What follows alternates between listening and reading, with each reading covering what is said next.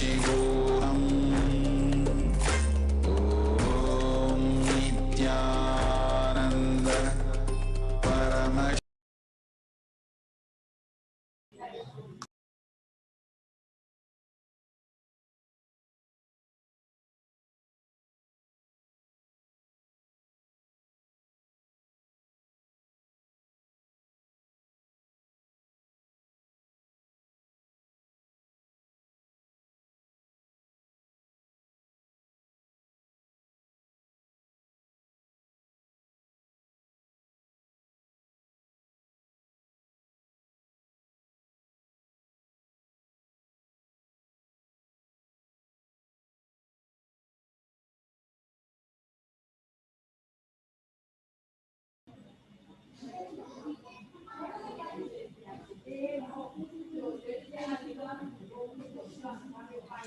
Nithyanandam Paramasugadam Kevalam Jnanamurtim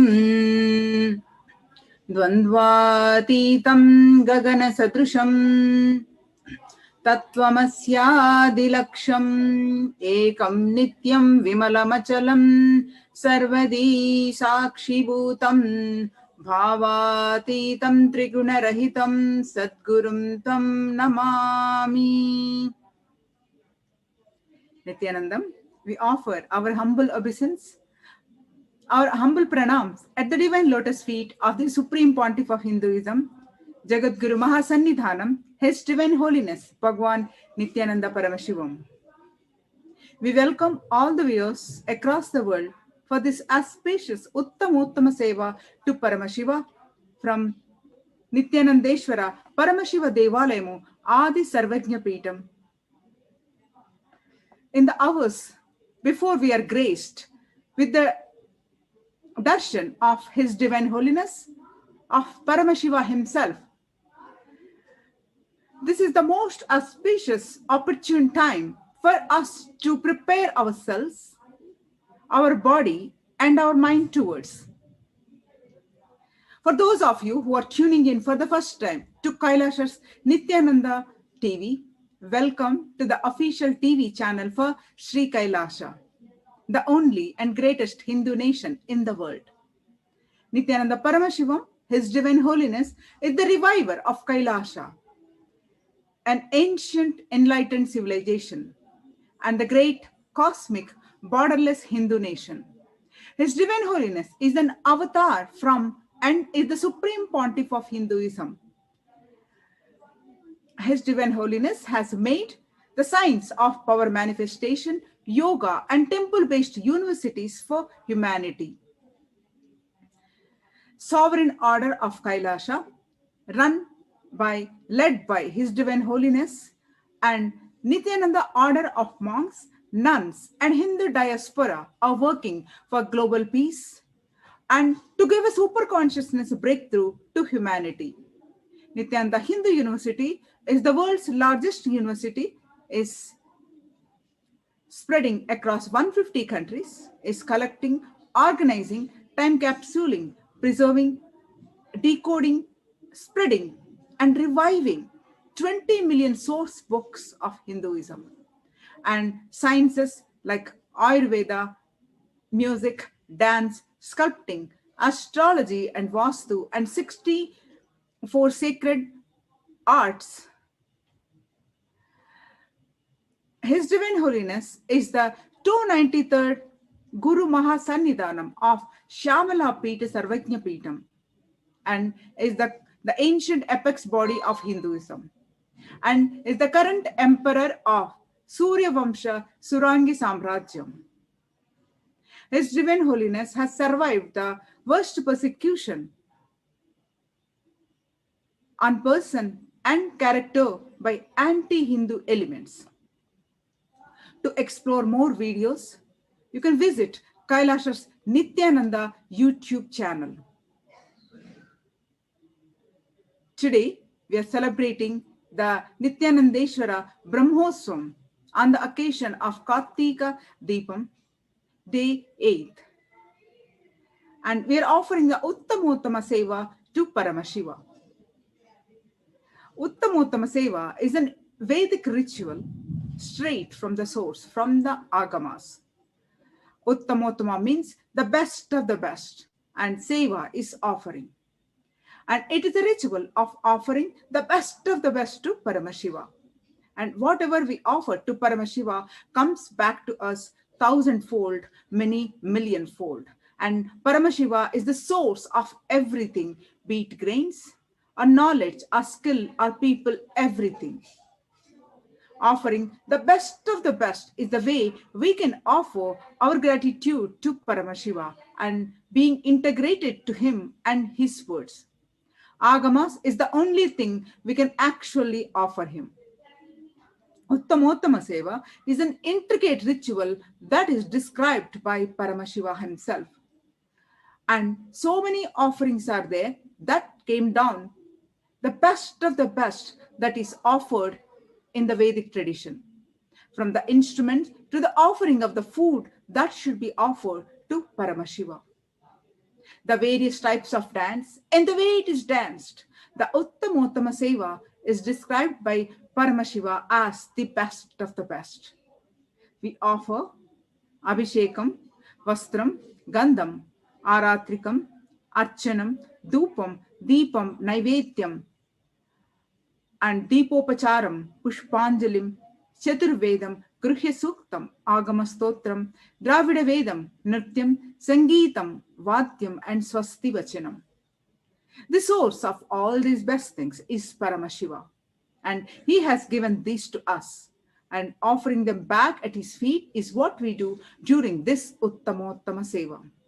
Thereby, we experience the state and we live the state and radiate the space and manifest the Shaktis of Paramashiva. And since it is Agama Vidhi, Paramashiva's instructions, we offer them during this Seva. The best of the food offered as Naivedyam, the best of the movement a body can make offered as dance, the Nitya Seva, and the best of the sound offered as music, Sangeeta Seva, and the best of the consciousness offered as power manifestation, Shakti Avishkarana. The best that humanity can offer to Paramashiva is as gratitude is offered in Uttamottama Seva. Today, celebrating the 9th day of Nithyanandeshwara Paramashiva Brahmosam, let us understand on the eve of Kartika Deepam, and let us understand Kartika Deepam is the beginning of the universe in the time dimension. His Divine Holiness revealing the importance of Kartika Deepam as it is on this very day, Paramashiva became many and made himself available to many. Kartika Deepam is the ultimate significance in a way, if you see, with the recorded evidence available, the oldest festival, around 8,000 years ago, recorded evidences are available for the Kartika Deepam festival. It is the ultimate Ustava, ultimate festival. There are three major things that have happened on this very auspicious day.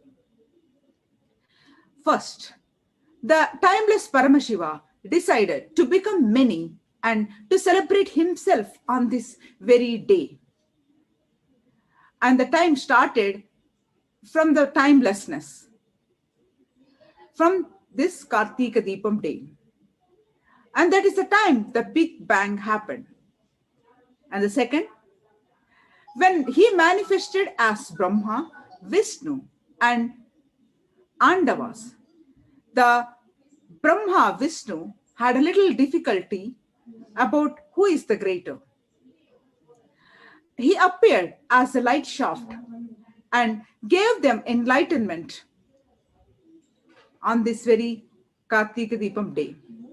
And the third, Devi Parashakti wanted to become part of Paramashiva, the oneness space, and doing tapas for it. Paramashiva granted Devi Parashakti the ultimate space of oneness forever on this Kartika Deepam day. So all these three great things have happened on this very day. It is on this very day Paramashiva manifested and created 56 great nations and more than 170 smaller provinces, revealing the Vedas and Agamas to the world, making the whole Brahmanda endowed with life and creating Brahma and Vishnu, manifesting the universe. It is on this very day Paramashiva became many and made himself available to many. Let us understand the great truths about Paramashiva as told by His Divine Holiness. His Divine Holiness is revealing the difference between the unmanifest and manifest component in us and saying, if you feel connected to me, be very clear, you are Paramashiva. His Divine Holiness narrates that I'll give you experiential understanding, the Pratyaksha Pramana. If you are feeling that your unmanifest is in love with me, centered in me, and be very clear, you are Avyakta, the unmanifest, has already accepted the foundation point that you are Paramashiva. Paramashivoham, unless your Avyakta, the unmanifest component of you, decides to accept this truth, Paramashivoham, you are Paramashiva, it will not fall in love with me. He continues to narrate that every day before morning puja, whatever people may tell about you, whatever Swamiji, whether he's saying right or wrong, but I am in love with you. Be very clear, you are centered in the truth. Nithyananda Paramashivoham, and the powerful cognition you manifest will be only Shakti, powers, not Siddhi. There are two cognitions. Whatever people may say, whether I hear or whatever I hear, right or wrong, but I am in love with you. I know you are Paramashiva and I love you. It means your unmanifest is centered on the cognition. I represent Paramashivoham. If you say, I know you are Paramashiva, I love you also, but then forget about it. His Divine Holiness says, even if you manifest powers, it is only siddhis with this cognition. If you manifest, it is siddhis, miracles, not powers, the shaktis. Whatever I hear, right or wrong, good or bad, I know you are Paramashiva and I love you. If what comes before the sentence or what comes after the sentence decides whether you are manifesting the siddhis or shaktis. That is it. Whatever it is, but I love you, but there is a big difference. There cannot be conflicts outside if there are no conflicts inside. His Divine Holiness defines the chastity to Paramashiva. Chastity has nothing to do with body. It is something to do with your core cognition. To whoever you declare your chastity, nobody else should be able to enter into the core cognition of you. That is chastity. Chastity is always absolute or absolute. There is no 99.999% chastity. No. In your core cognition, in your being. If you declare chastity to Paramashiva, your guru, or anyone in your life, that space no one else can enter or shake, alter, dilute, that is chastity. It has nothing to do with an ordinary body. In any relationship, the son, daughter, father, mother, spouse, in any relationship, what you declare to them and to you, it should be the same. It has to be the same. What you declare to them and to you, if your core cognition stands with that, that is chastity. His Divine Holiness says, I commit with all my disciples. I will be continuously available to you, whatever decisions I take. End of the day, it is just for that. Making myself available as much as possible in every possible way to enrich my disciples and followers' life. Life is like a climbing the Mount Kailash. More and more and more and more and more and more. The more you climb, the more successful you will be going near Paramashiva. Mahadeva, one slip does not mean you have a free fall and be destroyed. No. Even if you slip, hold on to something. Get back. Constantly moving to the higher and higher and higher to manifest Paramashiva. To teach Paramashivatva, to experience Paramashivatva, to reach Paramashiva, to reach the ultimate goal of life, enlightenment. We all need to understand that even if you slip, it is not that you lost your chastity. But if you decide not to align back, you lost your chastity. As long as you are clear, you have to align back and march. You are chaste.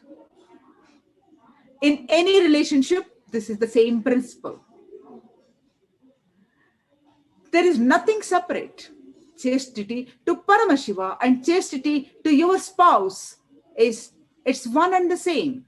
Chastity your daughter, chastity to your son, and chastity to your guru, chastity to God, all are one and the same. It is simple, declared to them and to you. Then it comes to next question. Sometimes my chastity declaration to multiple people crisscrosses and create conflicts. What should I do? We need to understand the cosmic truth. If we don't have conflict, there cannot be conflict externally. There cannot be. Paramashivoham is an intensive 15-day awakening program event online to teach you the science of manifesting the ultimate consciousness in you. The sciences begins with discovering the Paramashiva in you and then getting established in this true identity by manifesting powers of Paramashiva. It is not just meditation program. It's pushing humanity to next level of consciousness, to the consciousness of Paramashiva, the ultimate super consciousness as per Hinduism. The avatar, the Supreme Pontiff of Hinduism, Jagatguru Mahasannidhanam, His Divine Holiness, Bhagavan Nithyananda Paramashivam, who has realized the state of super consciousness, is transmitting his experience of Paramashivoham via initiation. This program will change who you know as yourself.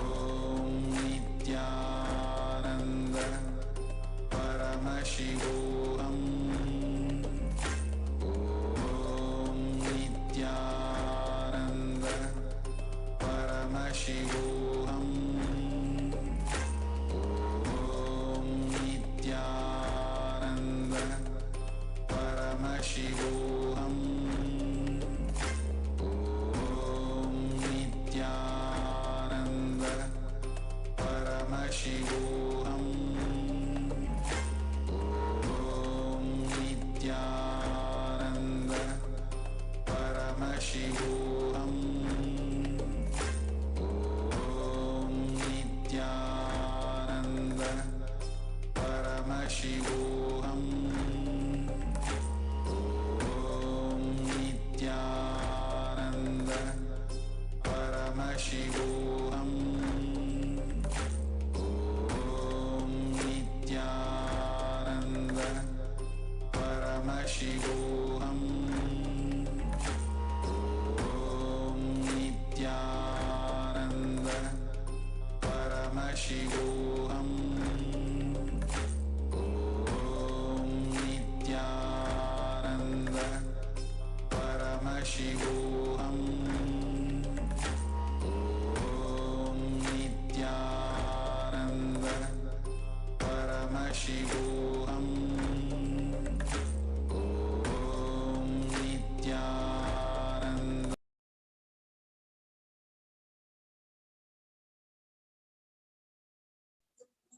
The first offering at the feet of Devi Nithyanandeshwari Parashakti Sameta Sri Nithyanandeshwara Paramashiva is the offering of the Chaturveda.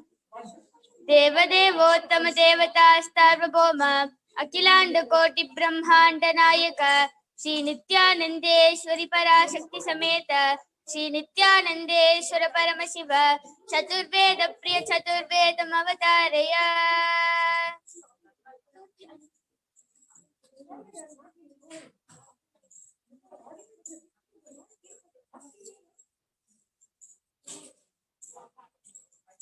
Rigveda Hari Om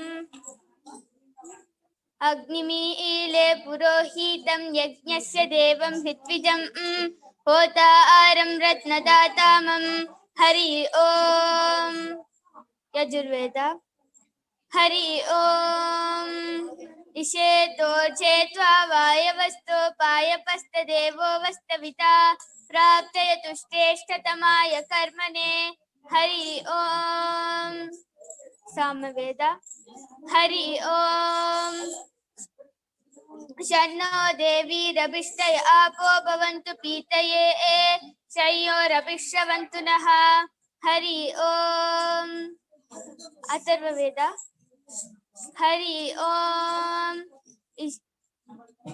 Agna Ayahi Pitaye Grihano Habhyadataye Nihota Sapsi Barhishi Hari Om. The next offering at the feet of Devi Nithyanandeshwari Parashakti Sameta Sri Nithyanandeshwara Paramashiva is the offering of the Agama Shlokas. Devadevottama Devatastarvabhoma Akilanda Koti Brahmanda Nayaka Sri Nithyanandeshwari Parashakti Sameta Sri Nithyanandeshwara Paramashiva Agama Shloka Priya Agama Shlokam Avadarayat. Shri Bhagavan Vacha Ati Kautuhala Vishta Prichasya Tachudu Priye Yanme Netrantare Vahne Yadvandritamannuttamam Tatsarvam Katayishyami Yoga Yuktya Sunupriye Yatsvarupam Nijam Shuddham Vyapakam Sarvabdomukam Sarvabhutantaravastam Sarvaprani Sujivanam Yogakam Yam Durasadam Dushpapamakritatamabihi Jnanadi Shadagunayete Tatrastaha Prabhavantihi Savai Mahakriya Rupa Samstitaika Kriya Mata Animadi Guna Nashtau Karoti Vikaroti Sha Evam Mamecha Jnanakya Kriyakya Shakti Ruchate. The next offering at the feet of Devi Nithyanandeshwari Parashakti Sameta Sri Nithyanandeshwara Paramashiva is the offering of the Dravida Vedam. Devadevottama Devatastarvabhoma Akilanda Koti Brahmanda Nayaka Sri Nithyanandeshwari Parashakti Sameta Sri Nithyanandeshwara Paramashiva Dravida Veda Priya Dravida Vedam Avadarayat. மந்திரமாவது நீரு வானவர் மேலது நீரு சுந்தரமாவது நீரு துதிக்கப்படுவது நீரு தந்திரமாவது நீரு சமயத்தில் உள்ளது நீரு செந்துவர் வாயுமை பங்கன் திரு ஆலவாயன் திருநீரு ஆலவாயன் திருநீரு திரு ஆலவாயன் திருநீரு வேதத்தில் உள்ளது நீரு வெந்துயர்த்தீப்பது நீரு ஓதத்தகுவது நீரு உண்மையில் உள்ளது நீரு ஓதத்தகுவது நீரு உண்மை தவிர்ப்பது நீரு சீத புனல்வையில் சூண்ட திரு ஆலவாயன் திருநீரு ஆலவாயன் திருநீரு திரு ஆலவாயன் திருநீரு வேயுரு தோழி பங்கன் விதமுண்ட கந்தன் மிக நல்ல வீணை கதவி மாசரு திங்கள் கங்கை முடிமேல நின்று என் உலமே புகுந்த அதனால் ஞாயிறு திங்கள் செவ்வாய் புதன் வியாழன் வெள்ளி சனி பாம்பிரந்தன் முதனே மாசரு நல்ல நல்ல அவை நல்ல நல்ல என் அடியாதவர்க்கு மிகவே சிவா திருச்சிற்றம்பலம்.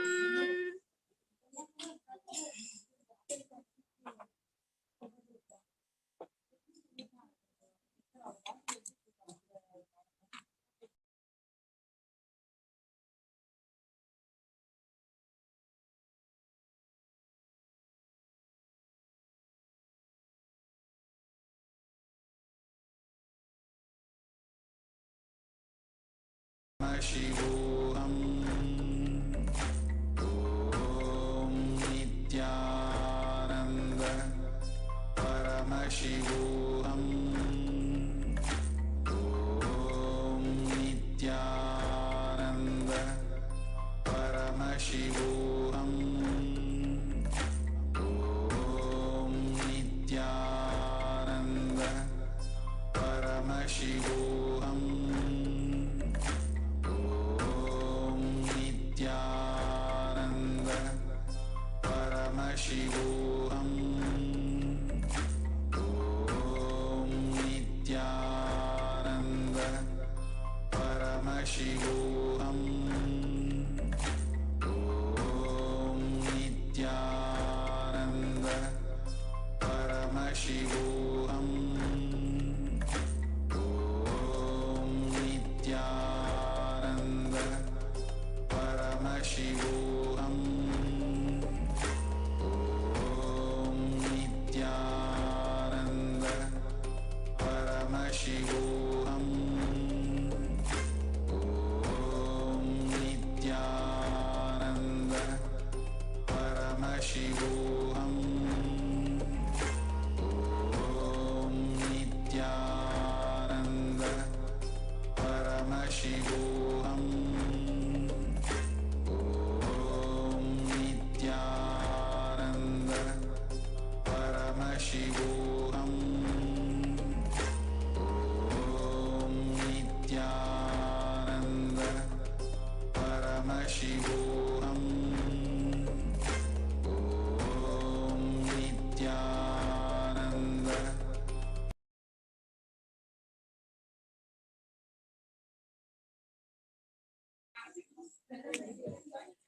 The next offering at the feet of Devi Nithyanandeshwari Parashakti Sameta Shri Nithyanandeshwara Paramashivam is the offering of the Stotra Seva.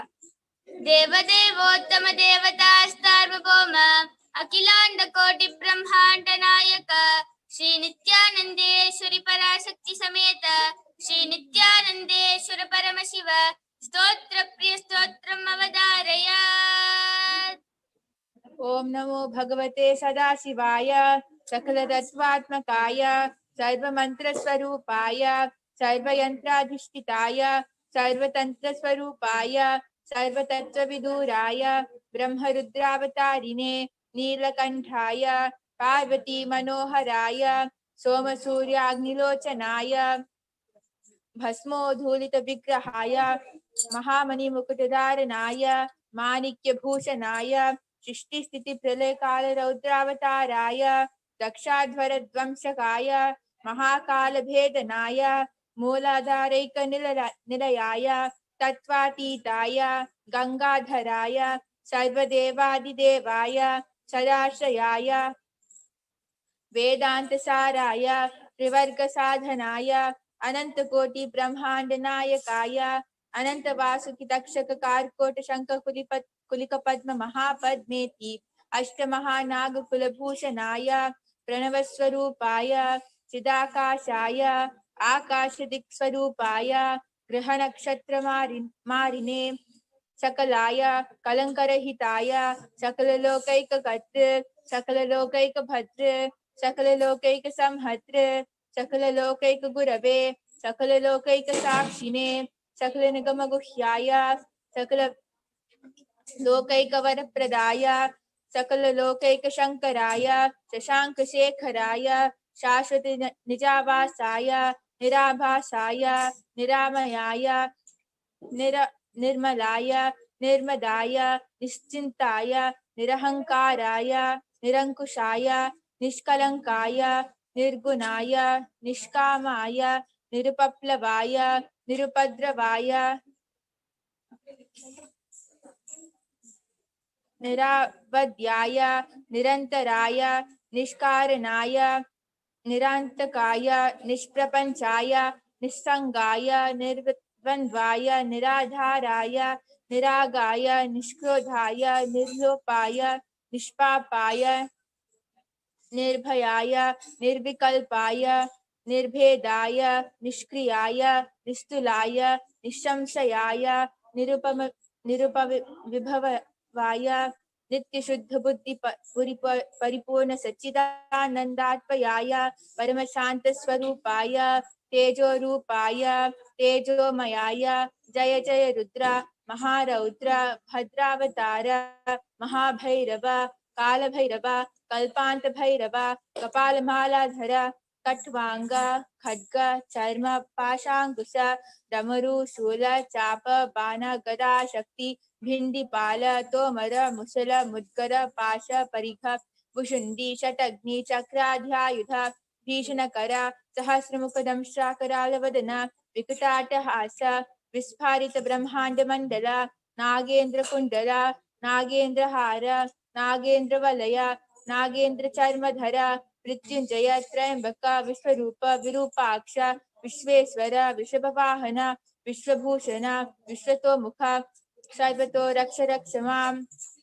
ज्वल ज्वल महामृत्युम अपमृत्युम भय नाशय नाशय चोर भयम उत्सादय उत्सादय विषसर्प भयम समय समय चोरान् मारय मारय मम शत्रून् उच्चाटय उच्चाटय त्रिशूलेन विदारय विदारय कुठारेण भिंडी भिंडी खड्गेन खट्वांगेन विपोदय विपोदय मुसलेन निष्पेषय निष्पेषय बाणैः संतादय संतादय रक्षांसि भीषय भीषय भूतानि विद्रावय विद्रावय कूष्मांड मारीच वेताल ब्रह्म राक्षस गणान् संतादय संतादय माम अभय कुरु कुरु वित्रस्त्वं माम आश्वासय आश्वासय नरक भयां माम उद्धर उद्धर संजीवय संजीवय शत्रुभ्यां माम आप्यायय आप्यायय दुःखातिरं माम आनंदय आनंदय शिवकवचेन माम आच्छाटय आच्छाटय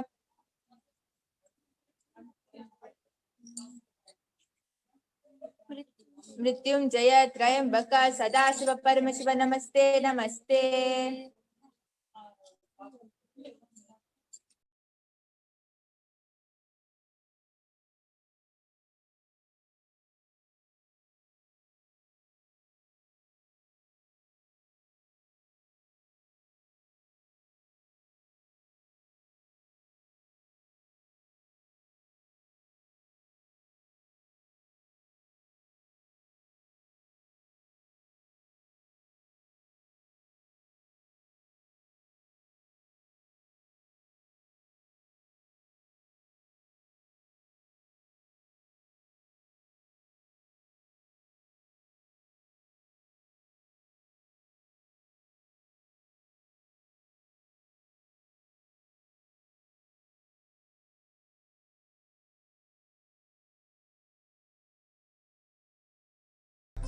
Paramashivoham. Om Nithyananda Paramashivoham.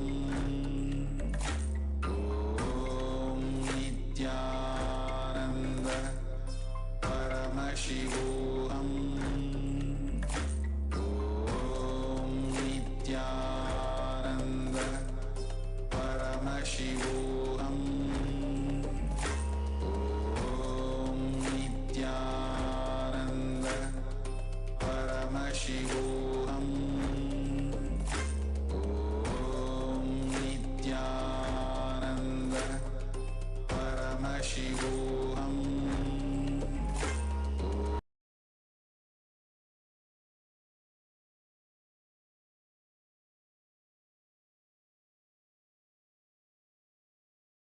The next offering of the Uttama Seva at the feet of Devi Nithyanandeshwari Parashakti Sameta Shri Nithyanandeshwara Paramashiva is the offering of the Nitya Seva.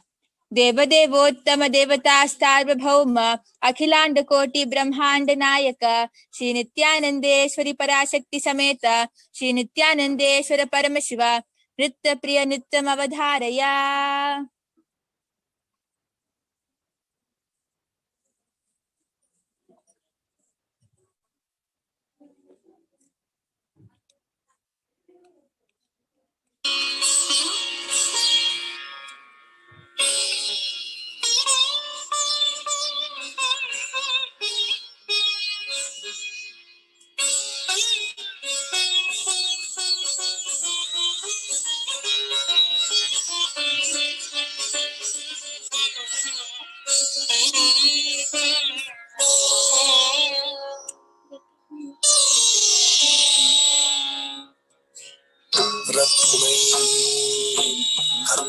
Hantamasanam Himajai Snanam Chattivya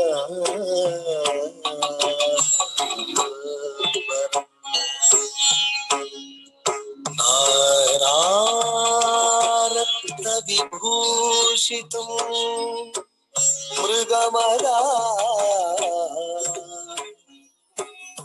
Modakitam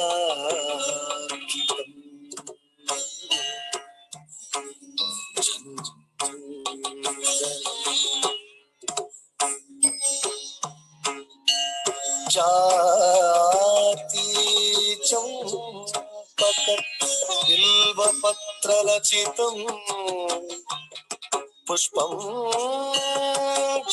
Dhupam Tatha Deepam Deva Dagamine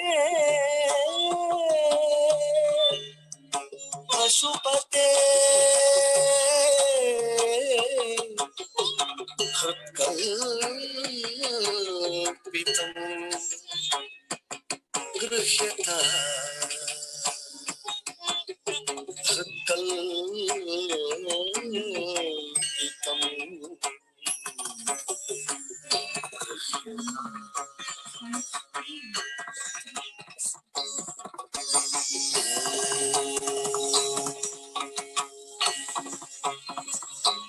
Namah Shivaya.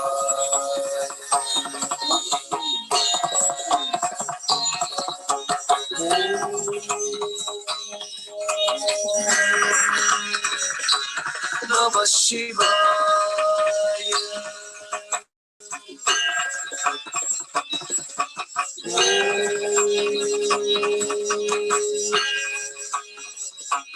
Namah Shivaya.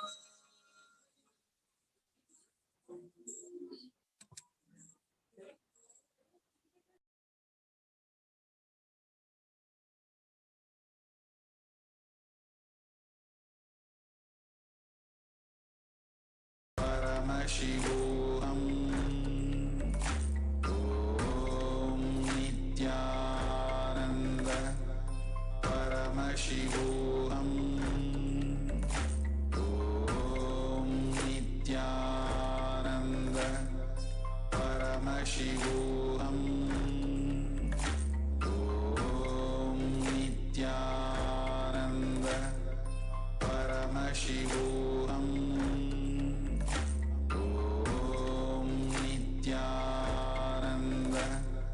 Paramashivoham. Om Nithyananda Paramashivoham. Om Nithyananda Paramashivoham. Om Nithyananda Paramashivoham.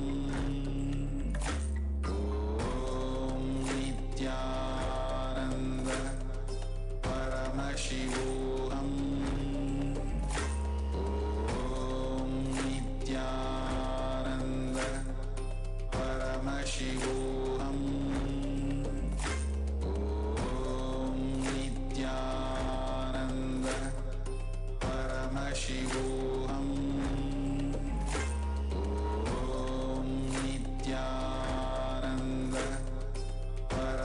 Paramashivoham. Om Nithyananda Paramashivoham. Om Nithyananda Paramashivoham. Om Nithyananda Paramashivoham. Om Nithyananda Paramashivoham. Om Nithyananda Paramashivoham. Om Nithyananda Paramashivoham. Om Nithyananda Paramashivoham. Om Nithyananda Paramashivoham. Om Nithyananda Paramashivoham. Om Nithyananda Paramashivoham. Om Nithyananda Paramashivoham. Om Nithyananda Paramashivoham. Om Nithyananda Paramashivoham. Offering of the Uttama Seva at the feet of Devi Nithyananda Parashakti Sameta Shri Nithyananda Paramashiva is the offering of the Paramashiva Shakti Avishkarana. Deva Devottama Devata Sarvabhauma Akhilanda Koti Brahmanda Nayaka Shri Nithyananda Parashakti Sameta Shri Nithyananda Paramashiva Paramashiva Shakti Avishkarana Priyash Paramashiva Shakti Avishkarana Avadharaya Nithyanandam Paramasukhadam Kevalam Jnanamurtim Dvandvatitam Gagana Sadrisham Tattvamasya Ekam Nityam Vimalamachalam Sarvadi Sakshi Bhutam Bhavatitam Trigunarahitam Sadgurum Tam Namami. Nithyanandam. My name is Manikya Brahmayogananda. I'm a Balasanta Nithyananda Gurukul and I'm 13 years old.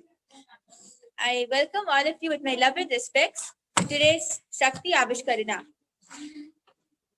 I'm going to be the host for today's Shakti Avishkarana, and today you'll be witnessing the extraordinary Shakti of body scanning. Before that, let us begin with a small introduction about the source of all, Paramashiva.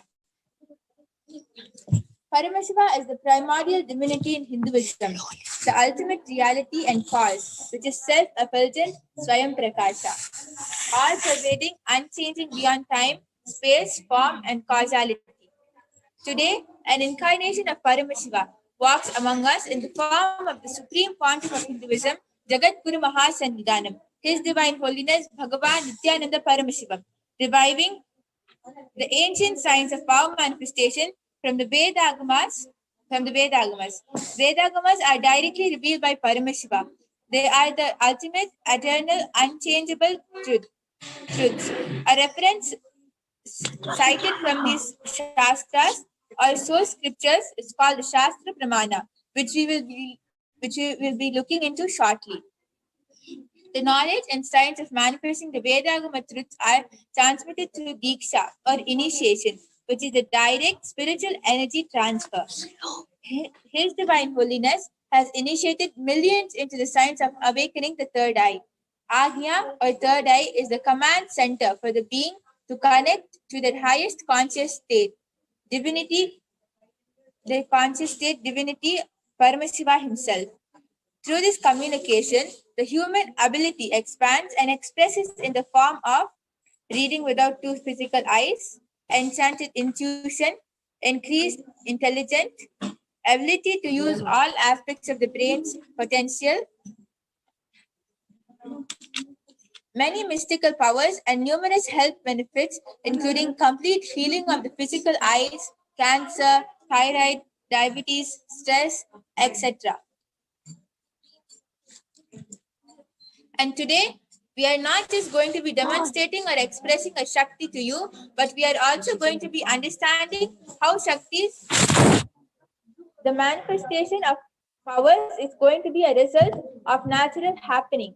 As Swamiji says, manifestation of powers is not just limited to you having a breakthrough in manifesting, but it is beautiful cognition happening inside of you. Now let's move on to the power today.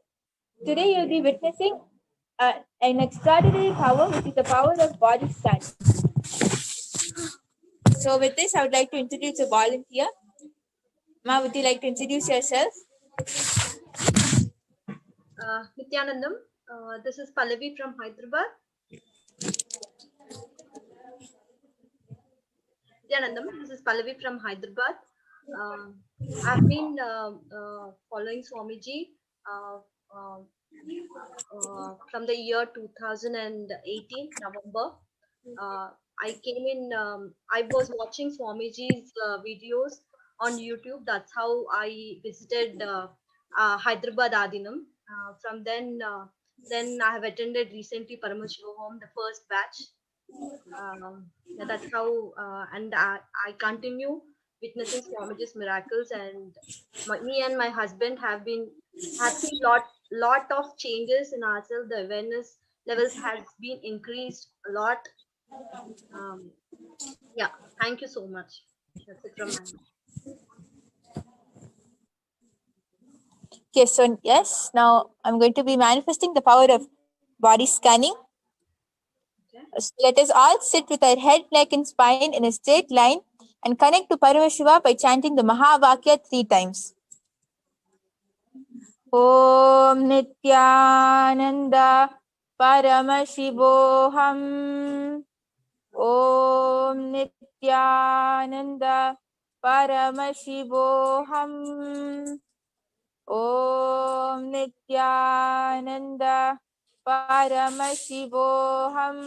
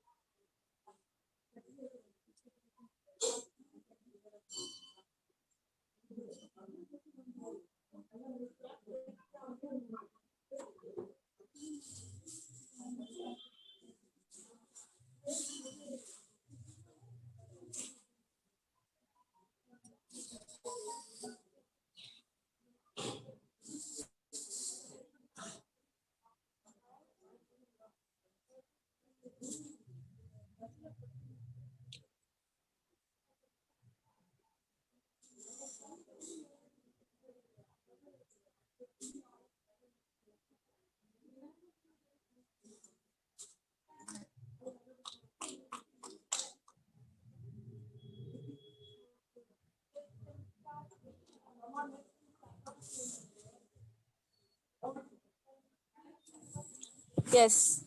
So, Paramashiva revealed to me that you get a lot of muscle pull.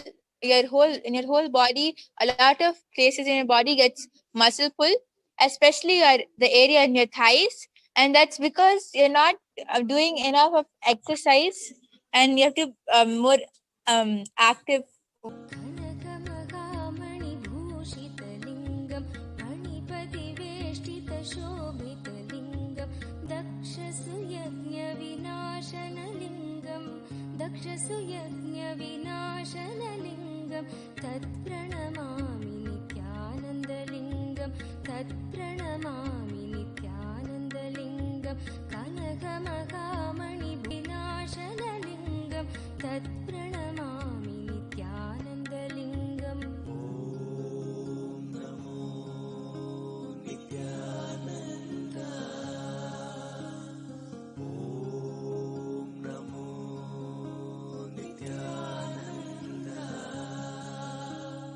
कुङ्कुमचन्दनलेपितलिङ्गं पङ्कजहारसुशोभिजनलिङ्गं तत्प्रणमामि नित्यानन्दलिङ्गं तत्प्रणमामि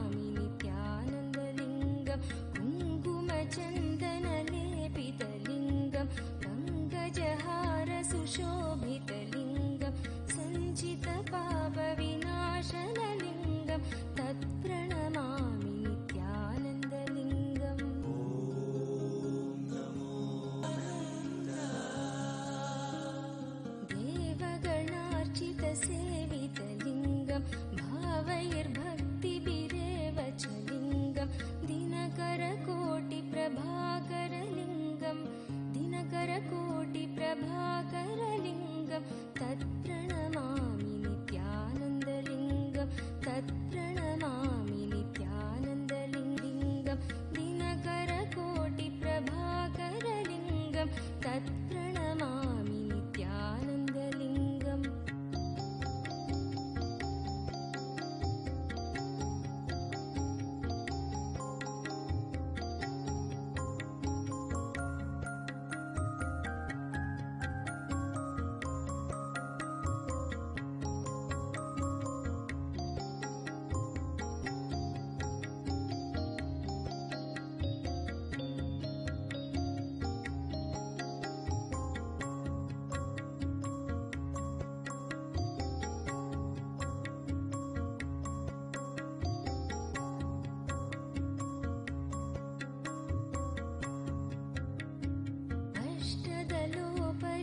अष्टदलोपरिवेष्टितलिङ्गं सर्वसमुद्भवकारणलिङ्गम् अष्टदरिद्रविनाशकलिङ्गं तत्प्रणमामि नित्यानन्दलिङ्गं तत्प्रणमामि नित्यानन्दलिङ्गम् अष्टदलोपरिवेष्टितलिङ्गं सर्वसमुद्भवकारणलिङ्गम् अष्टदरिद्रविनाशकलिङ्गं तत्प्रणमामि नित्यानन्दलिङ्गम्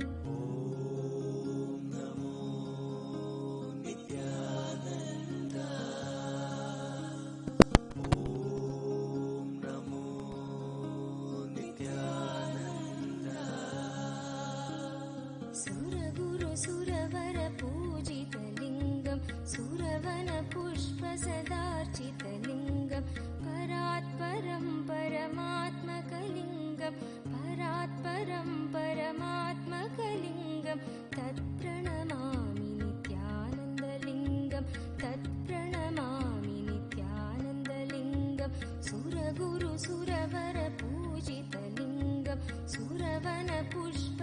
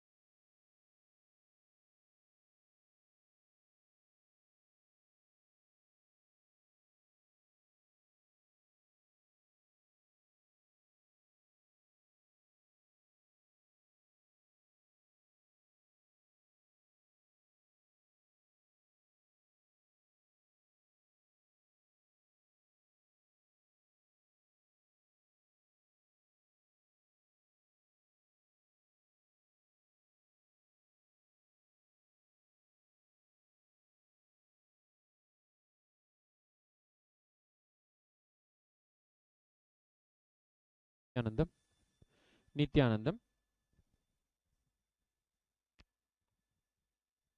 Nityanandam, on the auspicious 9th day of the ongoing Kartika Deepa Brahmotsavam of Sri Nithyanandeshwara Paramashiva, during the evening Utsavam. Now the gods and goddesses of Kailasa are going to grace the whole cosmos in the procession with the offering of our pranams at the feet of His Divine Holiness Swamiji. We will now be starting the procession on the evening Utsavam of the 9th day of Kartikeya Deepa Brahmotsavam. Om Nityanandam Paramasukhadam Kevalam Jnanamurtim Dvandvatitam Gagana Sadrisham Tattvamasyadilakshym Ekam Nityam Vimalamachalam Sarvadhi Sakshibhutam Bhavatitam Trigunarahitam Sadgurum Tam Namami. Om Rajadhirajaya Prasahya Sahine Namo Vayam Vai Shravanaya Kurmahe Same Kaman Kamakamaya Mahyam Kameshwaro Vaishravano Dadatu Kuberaya Vaishravanaya Maharajaya Namaha.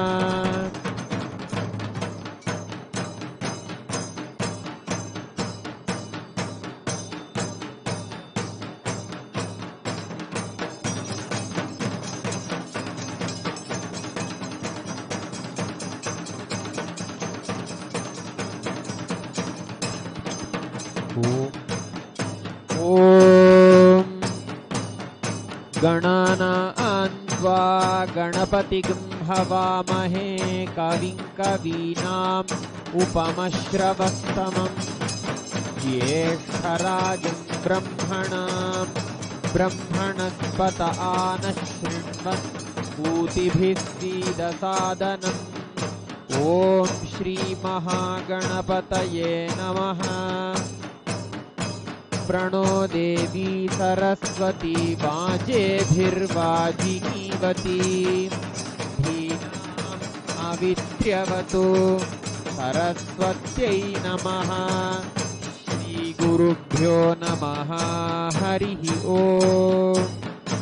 Shri Kanto Matulo Yasya Janani Sarvamangala Janakashankaro Devatam Vande Kunjarananam.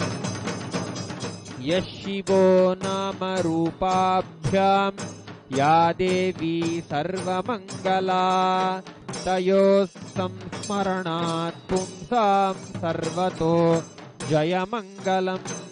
Sarvato Jayamangalam. Sarvato Jayamangalam. Ya Devi Stuyate Nityam Vibudhair Vedaparagaihi Same Vasato Jihvagre Brahma Rupa Saraswati Apadamauli Paryantam Dhyayet Shri Guru Rupakam Tena Vignah Pranashyanti Siddhyanti Cha Manorathaha. Om Shanno Mitrasham Varunaha Shanno Bhavadvaryama Shanna Indro Brihaspatihi Shanno Vishnurukramaha.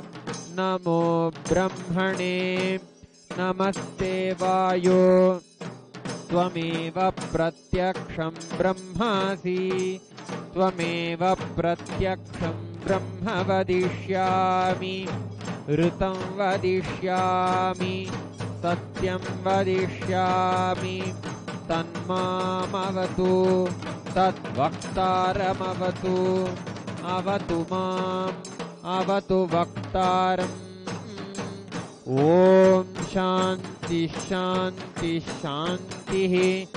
Om Shanno Mitrasham Varunaha Shanno Bhavadvaryama Shanna Indro Brihaspatihi Shanno Vishnurukramaha. Namo Brahmane Namaste Vayo Tvameva Pratyaksham Brahmasi Tvameva Pratyaksham Brahmavadisham Ritamavadisham Satyamavadisham Tanmamavite Tatvaktaramavite Avinmam आवीत् वक्तारम्।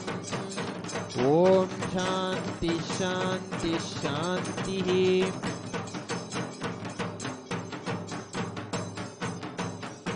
ॐ सहनाववतु सहनौ भुनक्तु सह वीर्यङ्करवावहै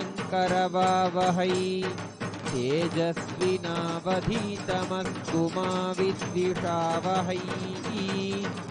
ॐ शान्ति शान्ति शान्तिः। ॐ नमो वाचे याचोदिता याचानुदिता तस्यै वाचे नमो नमो वाचे नमो वाचस्पतये नमर्षिभ्यो मन्त्रकृद्भ्यो मन्त्रपतिभ्यो मामामृषयो मन्त्रकृतो मन्त्रपतयः परा दुर्माहमृषीन् मन्त्रकृतो मन्त्रपतीन् परादां वैश्वदेवीं वाचमुद्यासकं शिवामदस्तान् जुष्टान् देवेभ्यः शर्म मेद्यौ शर्म पृथिवी शर्म विश्वमिदं जगत् शर्म चन्द्रश्च सूर्यश्च शर्म ब्रह्म प्रजापति भूतं वदिष्ये भुवनं वदिष्ये तेजो वदिष्ये यशो वदिष्ये तपो वदिष्ये ब्रह्म वदिष्ये सत्यं वदिष्ये तस्मा अहमिदमुपस्तरणं मे प्रजायै पशूनां भूयासं प्राणापानौ मृत्योर्मापातं प्राणापानौ मामाहादिष्टं मधुमहिष्ये मधुजनिष्ये मधुवक्ष्यामि मधुवदिष्यामि मधुमतीन् देवेभ्यो वाचमुद्यासकं शिवामदस्तान् जुष्टान् देवेभ्यः शर्म मेद्यौ शर्म पृथिवी शर्म विश्वमिदं जगत् शर्म चन्द्रश्च सूर्यश्च शर्म ब्रह्म प्रजापति भूतं वदिष्ये भुवनं वदिष्ये तेजो वदिष्ये यशो वदिष्ये तपो वदिष्ये ब्रह्म वदिष्ये सत्यं वदिष्ये तस्मा अहमिदमुपस्तरणं मे प्रजायै पशूनां भूयासं प्राणापानौ मृत्योर्मापातं प्राणापानौ मामाहाशिष्टं मधुमनिष्ये मधुजनिष्ये मधुवक्ष्यामि मधुवदिष्यामि मधुमतीन् देवेभ्यो वाचमुद्यासकं शुश्रूषेण्यां मनुष्येभ्यस्तं मा देवा अवन्तु शोभायै पितरोऽनुमदन्तु। ॐ शान्ति शान्ति शान्तिः। ॐ तच्छंयोरावृणीमहे गातुं यज्ञाय गातुं यज्ञपतये दैवी स्वस्तिरस्तु नः स्वस्तिर्मानुषेभ्यः ऊर्ध्वं जिगातु भेषजं शन्नो अस्तु द्विपदे शञ्चतुष्पदे। ॐ शान्ति शान्ति शान्तिः। ॐ भद्रं कर्णेभिः शृणुयाम देवाः भद्रं पश्येमाक्षभिर्यजत्राः स्थिरैरङ्गैः स्तुष्टुवागुंसस्तनूभिः व्यशेम देवहितं यदायुः स्वस्ति न इन्द्रो वृद्धश्रवाः स्वस्ति नः पूषा विश्ववेदाः स्वस्ति नस्तार्क्ष्यो अरिष्टनेमिः स्वस्ति नो बृहस्पतिर्दधातु। ॐ शान्ति शान्ति शान्तिः। ॐ सहस्रशीर्षा पुरुषः सहस्राक्षः सहस्रपात् स भूमिं विश्वतो वृत्वा अत्यतिष्ठद्दशाङ्गुलम् पुरुष ये वेदगं सर्वम् यद्भूतं यच्च भव्यम् उतामृतत्वस्येशानः यदन्नेनातिरोहति एतावानस्य महिमा अतो पादोऽस्य विश्वाभूतानि त्रिपादस्यामृतं दिवि त्रिपादूर्ध्वोदयित्पुरुषः पादोऽस्येहा भवात् पुनः ततो विश्वं व्यक्रामत् शासनानशने अभि तस्मात् विराडजायत विराजो अधिपूरुषः स जातो अत्यरिच्यत पश्चाद्भूमिमतो पुरः यत्पुरुषेण हविषा देवा यज्ञमतन्वत वसन्तो अस्यासीदाज्यम् ग्रीष्मयुध्मः शरद्धविः सप्तास्यासन् परिधयः त्रिसप्तसमिधः कृताः देवा यद्यज्ञन्तन्वानाः अबध्नन् पुरुषं पशुम् तं यज्ञं बर्हिषि प्रोक्षन् पुरुषं जातमग्रतः तेन देवा अयजन्त साध्यार्षयश्च ये तस्माद्यज्ञात् सर्वहुतः ऋचः सामानि जज्ञिरे छन्दागंसि जज्ञिरे तस्माज्जाता अजावयः यत्पुरुषं व्यदधुः कतिधा व्यकल्पयन् मुखं किमस्य कौ बाहू कावूरूपादावुच्येते ब्राह्मणोऽस्य मुखमासीत् बाहुराजन्यः कृतः ऊरू तदस्य यद्वैश्यः पद्भ्यागं शूद्रो अजायत चन्द्रमा मनसो जातः चक्षुः अजायत मुखादिन्द्रश्चाग्निश्च प्राणाद्वायुरजायत नाभ्या आसीदन्तरिक्षम् शीर्ष्णोद्यौ समवर्तत पद्भ्यां भूमिर्दिशः श्रोत्रात् तथा लोकागम् अकल्पयन् वेदाहमेतं पुरुषं महान्तम् आदित्यवर्णं तमसस्तु पारे सर्वाणि रूपाणि विचित्य धीरः नामानि कृत्वाभिवदन् यदास्ते धाता पुरस्ताद्यमुदा जहार शक्रः प्रविद्वान् प्रदिशश्च तस्रः तमेवं विद्वानमृत इह भवति नान्यः पन्था अयनाय विद्यते यज्ञेन यज्ञमयजन्त देवाः तानि धर्माणि प्रथमान्यासन् ते हनाकं महिमानः सचन्ते यत्र पूर्वे साध्याः सन्ति देवाः अध्यः सम्भूतः पृथिव्यैरसाच्च विश्वकर्मणः समवर्तताधि तस्य त्वष्टा विदधद्रूपमेति तत्पुरुषस्य विश्वमाजानमग्रे वेदाहमेतं पुरुषं महान्तम् आदित्यवर्णं तमसः परस्तात् ॐ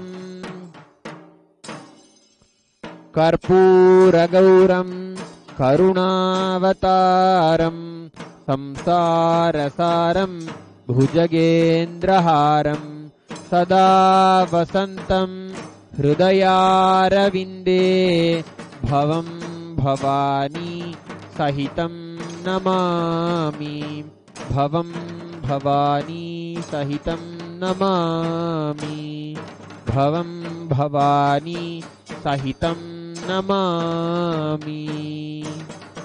सर्वाभ्यो देवताभ्यो नमो नमः। सर्वदेवदेवी स्वरूपाय भगवते श्री नित्यानंद परमशिवाय नमः। कर्पूरनीराजनं सन्दर्शयामि रक्षान् धारयामि। मङ्गलं कल्पवृक्षाय मङ्गलं ज्ञानदायिने सदाशिवाय श्रीनित्यानन्देश्वराय मङ्गलम् मङ्गलं श्रीविद्याम्बायै मङ्गलं कामदायिन्यै सर्वमङ्गलदात्री नित्यानन्देश्वर्यै मङ्गलम् मङ्गलं गुरुदेवाय मोक्षमूलाय मङ्गलं परावतार नित्यानन्दाय गुरवे मङ्गलम्।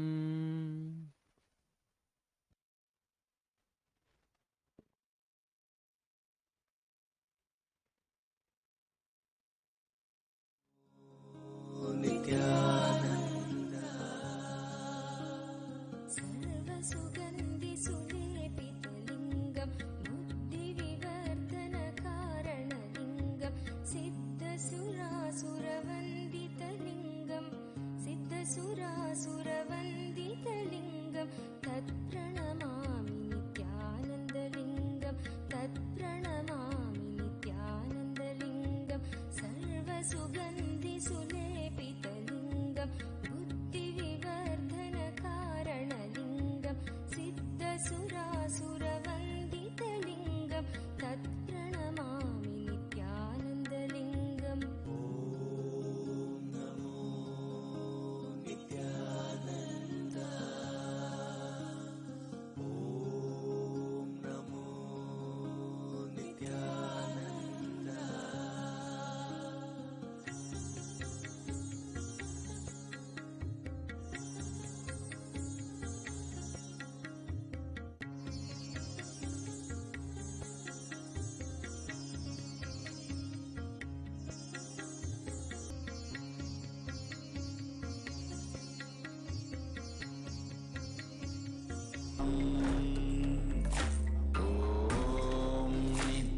नित्यानंद परमशिवोहम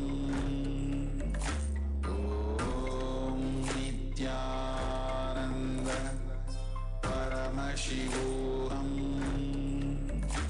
ओम Nityanand परमशिवोहम।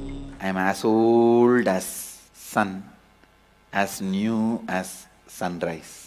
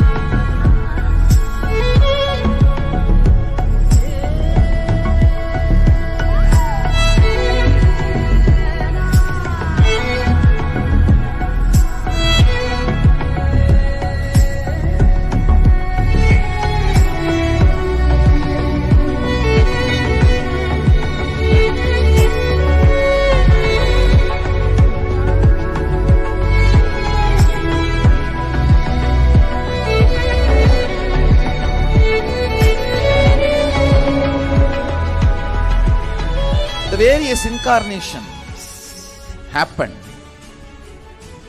gave a breakthrough to consciousness and gave opening to the next level, my responsibility is to introduce new consciousness which manifests powers of Sadashiva.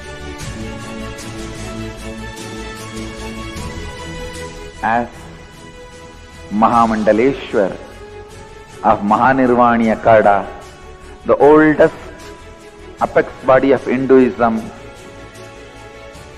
I welcome every one of you.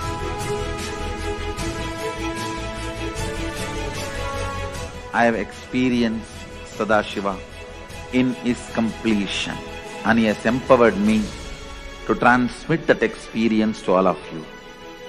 It's my commitment to all of you. I'll make you experience and manifest Sadashivatva, powers and state and space of Sadashiva.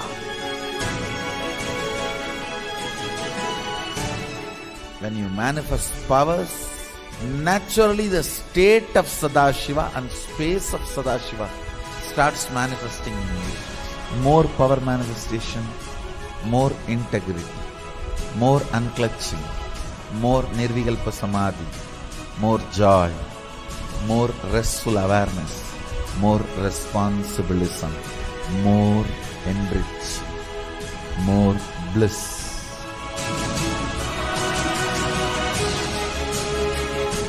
This tradition has a capacity to retain its authenticity and originality. My purpose is to make this statement to the world: Hinduism is real.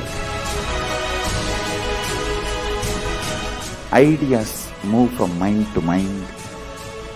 Energy moves from space to space. Cognitions move from body to body. That is why even Sadashiva needs a body. He assumed the body because he needs body to transmit these cognitions to you. Whatever I am doing is reviving the original science as expressed in Sanatana Hindu Dharma, Vedas and Agamas of the Hindu tradition.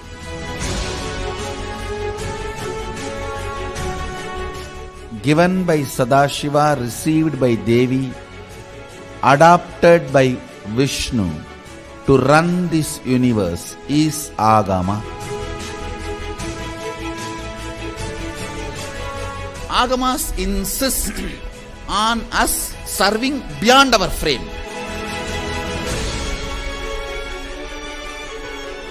Whatever experience, anubhuti I had by my Guru's grace, Atma Pramana, I do acid wash with Shastra Pramana, Apta Pramana, the ancient masters' experiences. Whatever finally stands, I share it with the world as Sakshi Pramana. I welcome everyone for the grand feast of Sanatana Hindu Dharma. Let us go on contributing.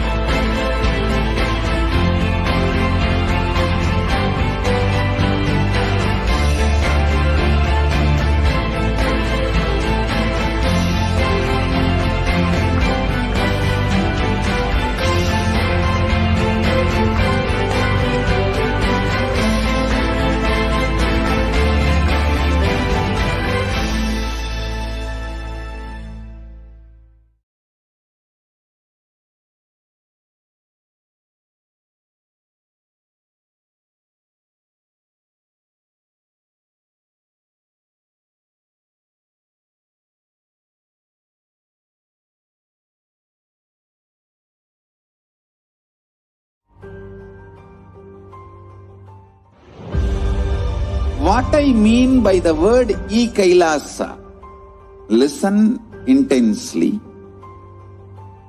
Enlightenment ecosystem, literally enlightenment itself, in your own home, wherever you are. If you cannot come to KAILASA, it's okay. KAILASA can come to you. KAILASA coming to you is KAILASA.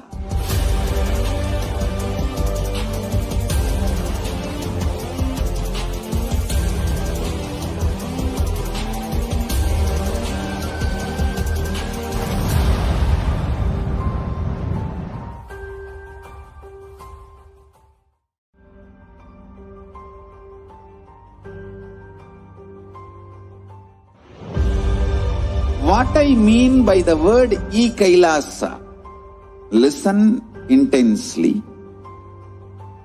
Enlightenment ecosystem, literally enlightenment itself, in your own home, wherever you are.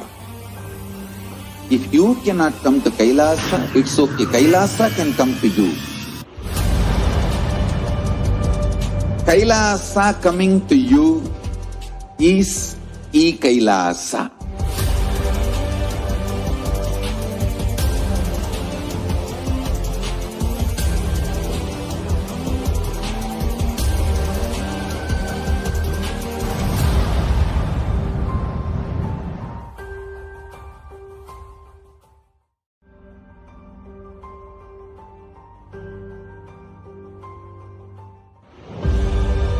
What I mean by the word KAILASA, listen intensely. Enlightenment ecosystem, literally enlightenment itself, in your own home, wherever you are. If you cannot come to KAILASA, it's okay. KAILASA can come to you. KAILASA coming to you is KAILASA.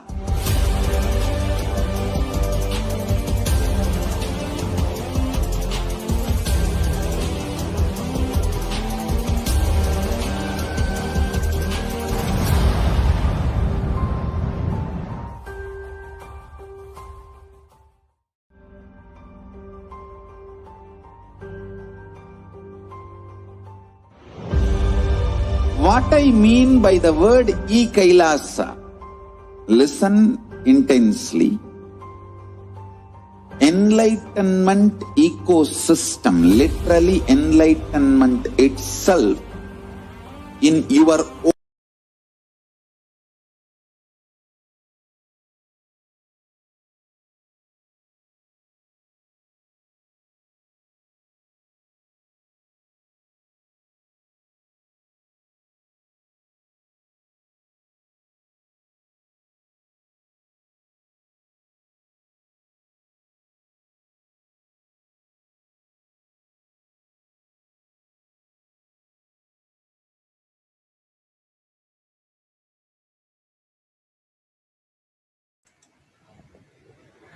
Nithyanandam, everyone.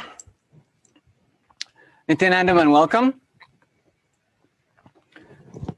I'd like to welcome everyone to today's celebration of Hindu Heritage Month. Let us begin with a short Sanskrit invocation to request the blessings of the superconscious source to be with us here today. Please close your eyes. Bring your awareness to your breathing. Breathe as slowly and deeply as you can,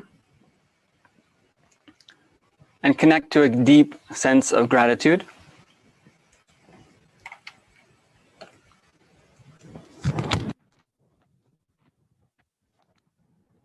Nithyanandam Paramasukaram Kevalam Jnanamurtim Dvandvatitam Gagana Sadisham Tattvamasyadilaksham Ekam Nityam Vimalamachalam Sarvadhi Sakshibhutam Bhavatitam Trigunaraitam Sadgurum Tam Namami.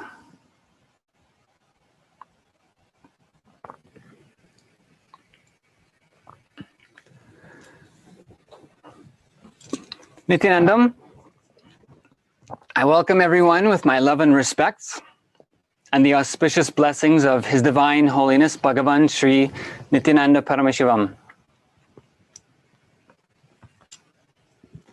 Welcome everyone to KAILASA Toronto's Hindu Heritage Month celebrations. My name is Sri Nithyananda. I'm an initiated disciple of His Divine Holiness Bhagavan Sri Nithyananda Paramashivam, and I was blessed to be initiated into the path of sannyas as a Krama Brahmachari in 2015. I've been blessed to have been a follower of Swamiji since 2008. And previous to entering into the monastic life of Sanatana Hindu Dharma, I studied and worked as a computer engineering technologist and elementary school teacher in Canada and around the world. I'd like today to welcome everyone to this unique celebration of Hinduism and Vedic culture in Canada.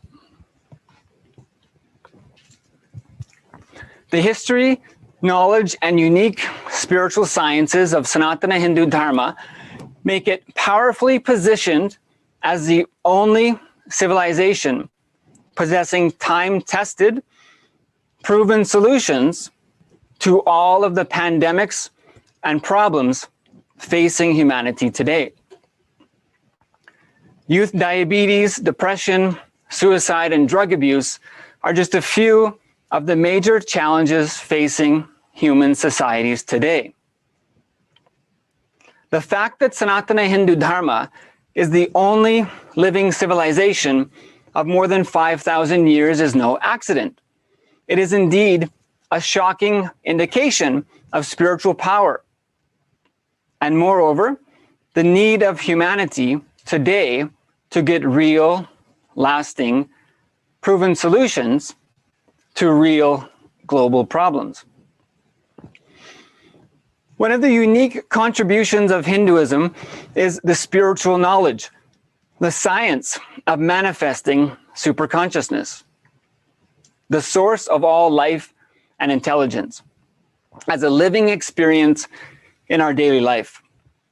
It's a science of Vedas and Agamas, not an accident or a mistake. The living deity, Archavatara, and living enlightened Guru, Nijavatara, are mainstays and pillars of the world's longest lasting and only surviving ancient civilization, Hinduism. We gather here today in celebration of life, as is the Hindu way, and begin by joining in celebration with our great Hindu temples and Hindu leaders.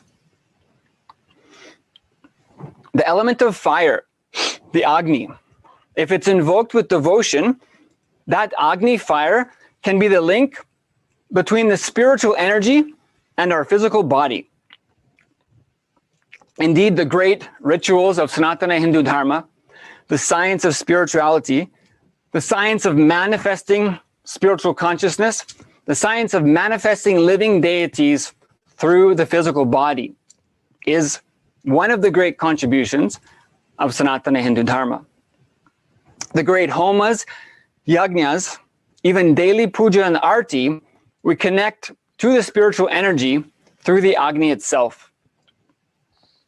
So the Agni, the energized Agni, the flame, the fire element, if used properly, can be a connection to energize our own physical bodies with the spiritual energy itself. So let us begin today's events by entering into the Garbha Mandir, the Sanctum Sanctorum of KAILASA's Nithyanandeshwara Hindu Temple in Toronto, and offering our gratitude and arti to Lord Ganesha, and request the auspicious blessings of all the living deities.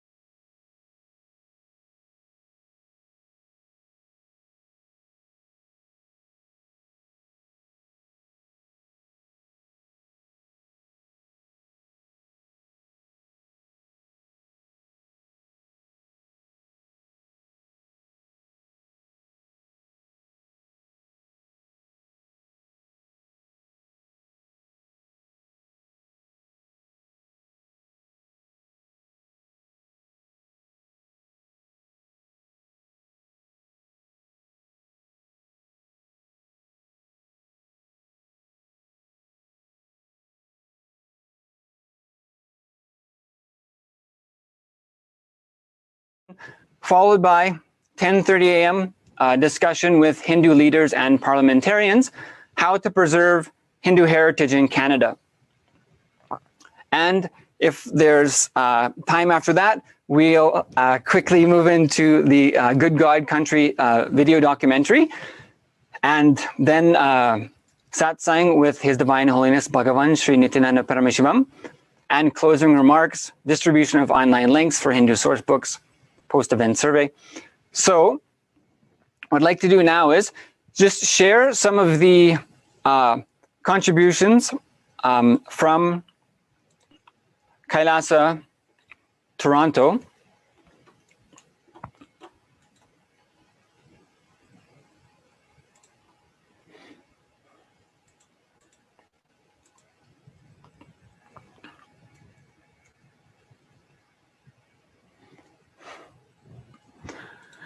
So KAILASA Toronto's Nithyananda Meditation Academy started Canadian roots in 2006.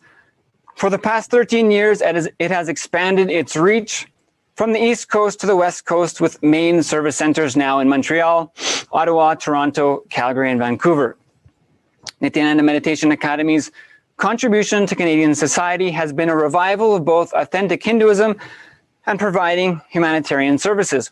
KAILASA's Toronto Temple was established in 2011 to bring back the authentic Hindu practices for the larger Hindu population in Toronto. As a part of our outreach initiatives, we have enriched thousands of Canadians with mental, physical, social, and spiritual well-being. The social impact results in reduced poverty, along with increased life positivity, as well as alleviating human suffering and fostering peace and fulfillment for everyone, irrespective of nationality, religion, race, gender, or economic status.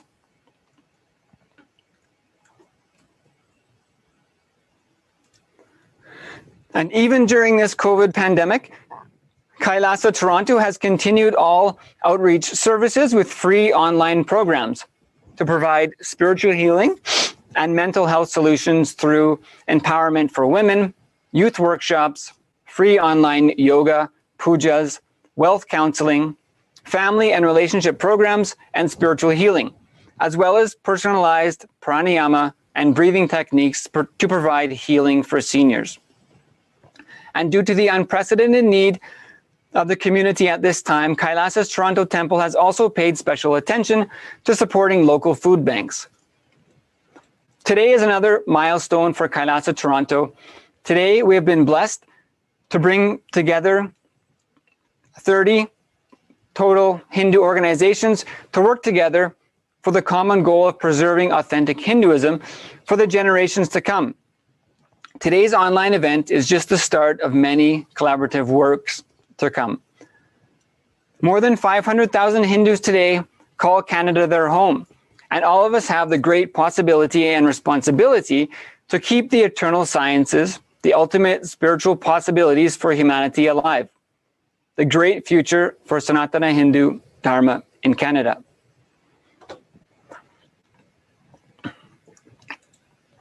So with this, just like to take a quick look at the few of the temples joining us today. So we have several video relays shared from 10 of the temples joining us today for our Hindu Heritage Month celebrations. So these temples include the Sri Varashiti Vinayaka Temple in Scarborough, the Sri Shiva Satyanarayana Swami Temple in Mississauga, the Sri Katpaga Vinayaka Temple in Brampton, the Bhuvaneshwari Amman Temple in Brampton, the Sri Nagabhushani Amman Temple in Scarborough, the Sri Selva Vinayaka Temple in Scarborough, the Grand Prairie Hindu Temple in Alberta, the Kannada Kanta Swami Temple in Scarborough, the Sri Shiva Vishnu Temple in North York, and the Sri Nallur Kanta Swami Temple in Scarborough.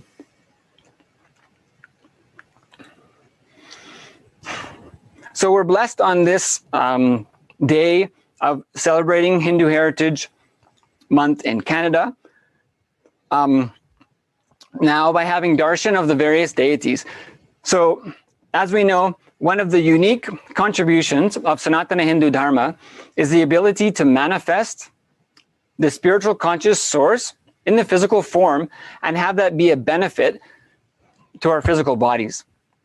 So taking the source of life, the source of consciousness, and the source of intelligence, how do we take that, use that, make that available to our physical body? This through the process of prana pratishtha, of installing that superconscious energy in a physical deity, is one of the unique contributions of Sanatana Hindu Dharma. literally manifesting the source and purpose of life in the physical form on the planet Earth.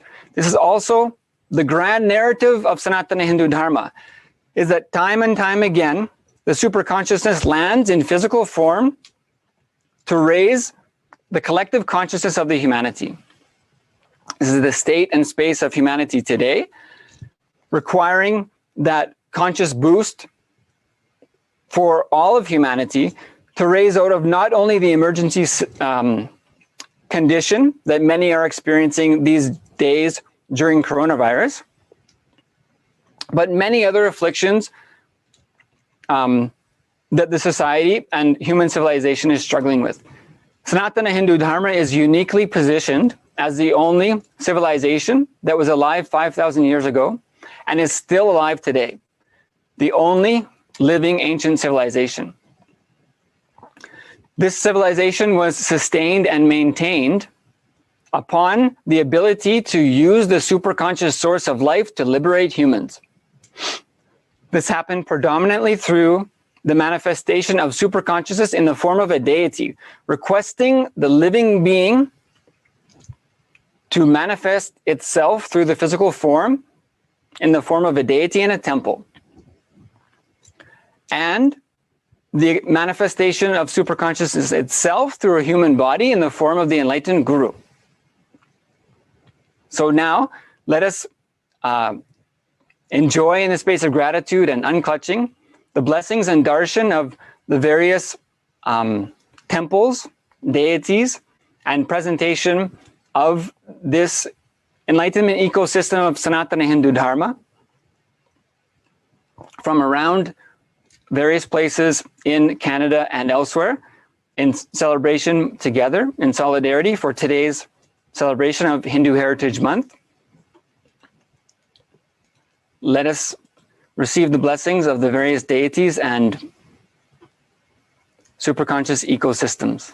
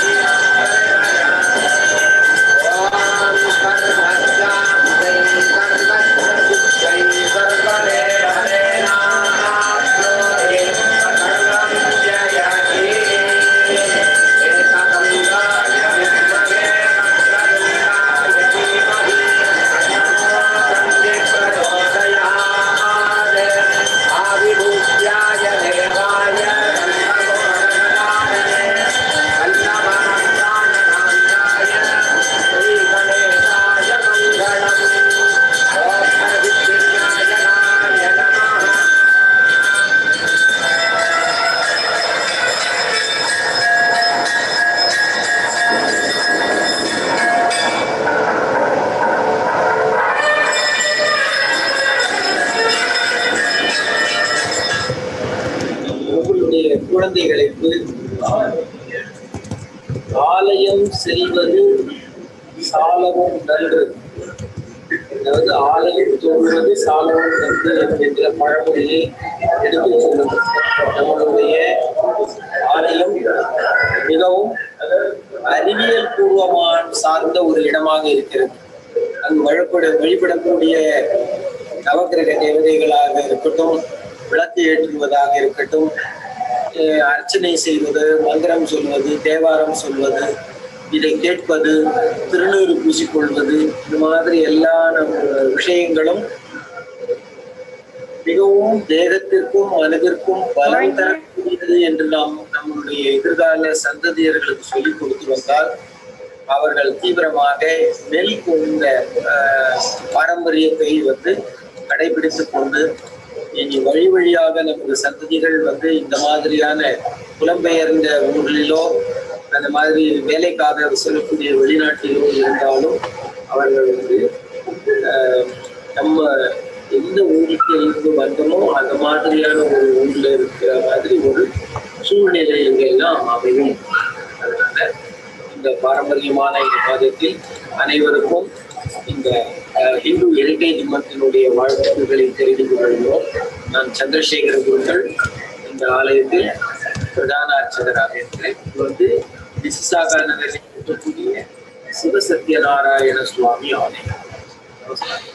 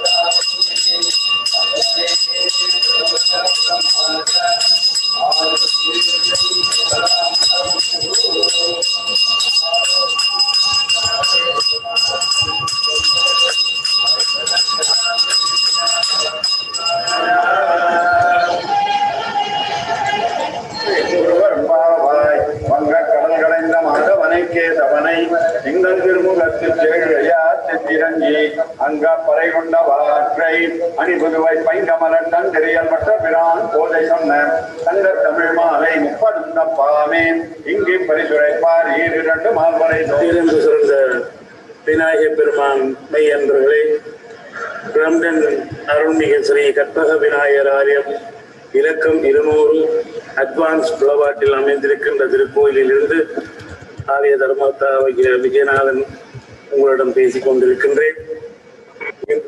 இன்றைய தினம் Hindu heritage நிறுவனத்திற்கும் இன்றைய ஒவ்வொரு ஆண்டிலும் கொண்டாடி கொண்டிருக்கின்றார்கள். இன்று அவர்களோடு நாங்களும் இணைவதில் ஆலய சார்பில் ஒரு பெரும் மகிழ்ச்சியை அடைந்திருக்கின்றோம்.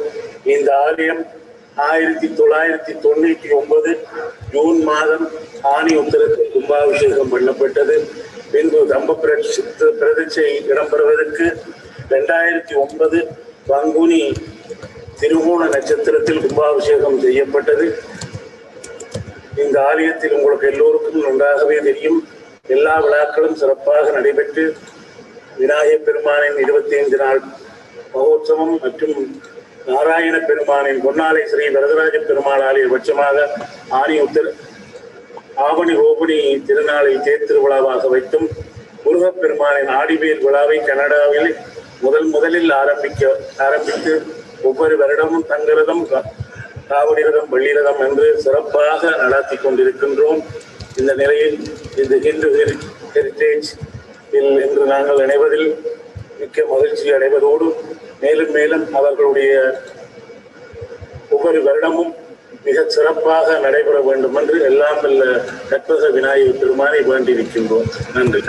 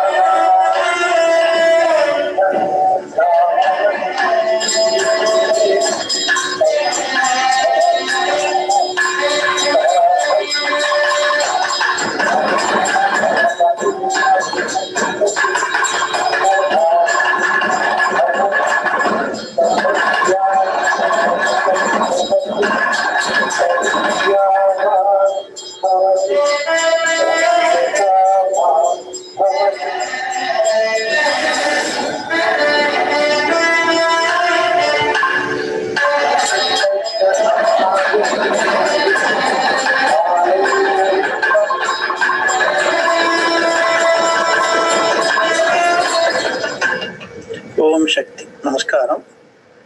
என் பேர் கந்தசுவாமி குருக்கள். ஸ்ரீ நாகபூஷ்ணம்பிகா சமேத நாகலிங்கேஸ்வர சுவாமி திருக்கோவில் 1830 எல்ஸ்மீர் ரோட், டொரண்டோவில் அமைஞ்சிருக்குது.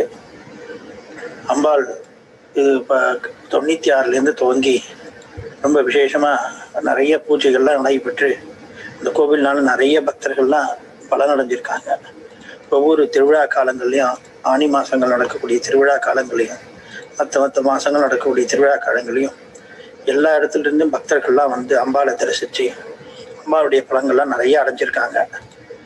இந்த ஹிந்து ஹெரிட்டேஜ் ப்ரோக்ராம் வருஷம் நடக்கிறதுக்கு நம்ம இந்து மதத்துக்குன்னு ஒரு நடக்கக்கூடிய இந்த ப்ரோக்ராம் எப்பவுமே நிறைய நடந்துட்டு இன்னும் க்ஷேமமாக இதனால நிறைய பலன்கள் நம்ம இந்து மதத்துக்கு நிறைய கிடைக்கணும்னு வேண்டிக்கிறோம்.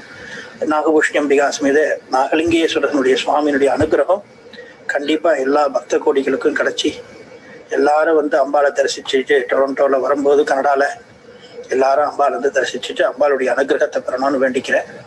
எல்லாரும் அம்பாள் இந்த வீடியோனுடைய பலன் பிரகாரம் சந்தோஷம் அடைஞ்சி எல்லாரும் இந்த வருஷத்துலேருந்து இருக்கக்கூடிய துன்பங்கள்லேருந்தெல்லாம் விலகி எல்லா நன்மைகளும் வரணும்னு இந்த ஹிந்து ஹெரிட்டேஜ் ப்ரோக்ராம் அடிக்கடிக்கு இது மாதிரியா வருஷத்தில் ஒரு வருஷத்துல ஒரு வாட்டி நடக்கிறது போய் மாசங்கள் நடந்து நிறைய மக்களுக்கு நிறைய பலன்கள் வரணும்னு வேண்டிப்போம்.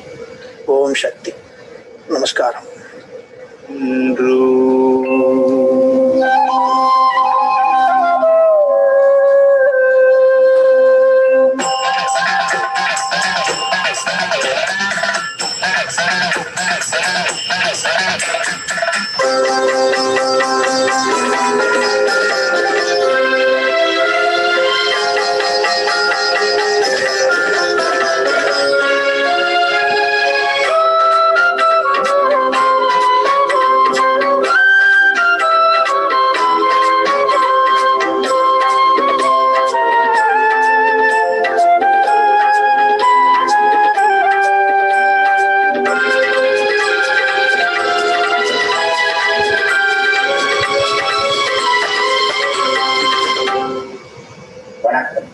அனைத்து இந்து மக்களுக்கும் இந்து ஹெரிட்டேஜ் ஃபண்ட் வாழ்த்துக்கள்.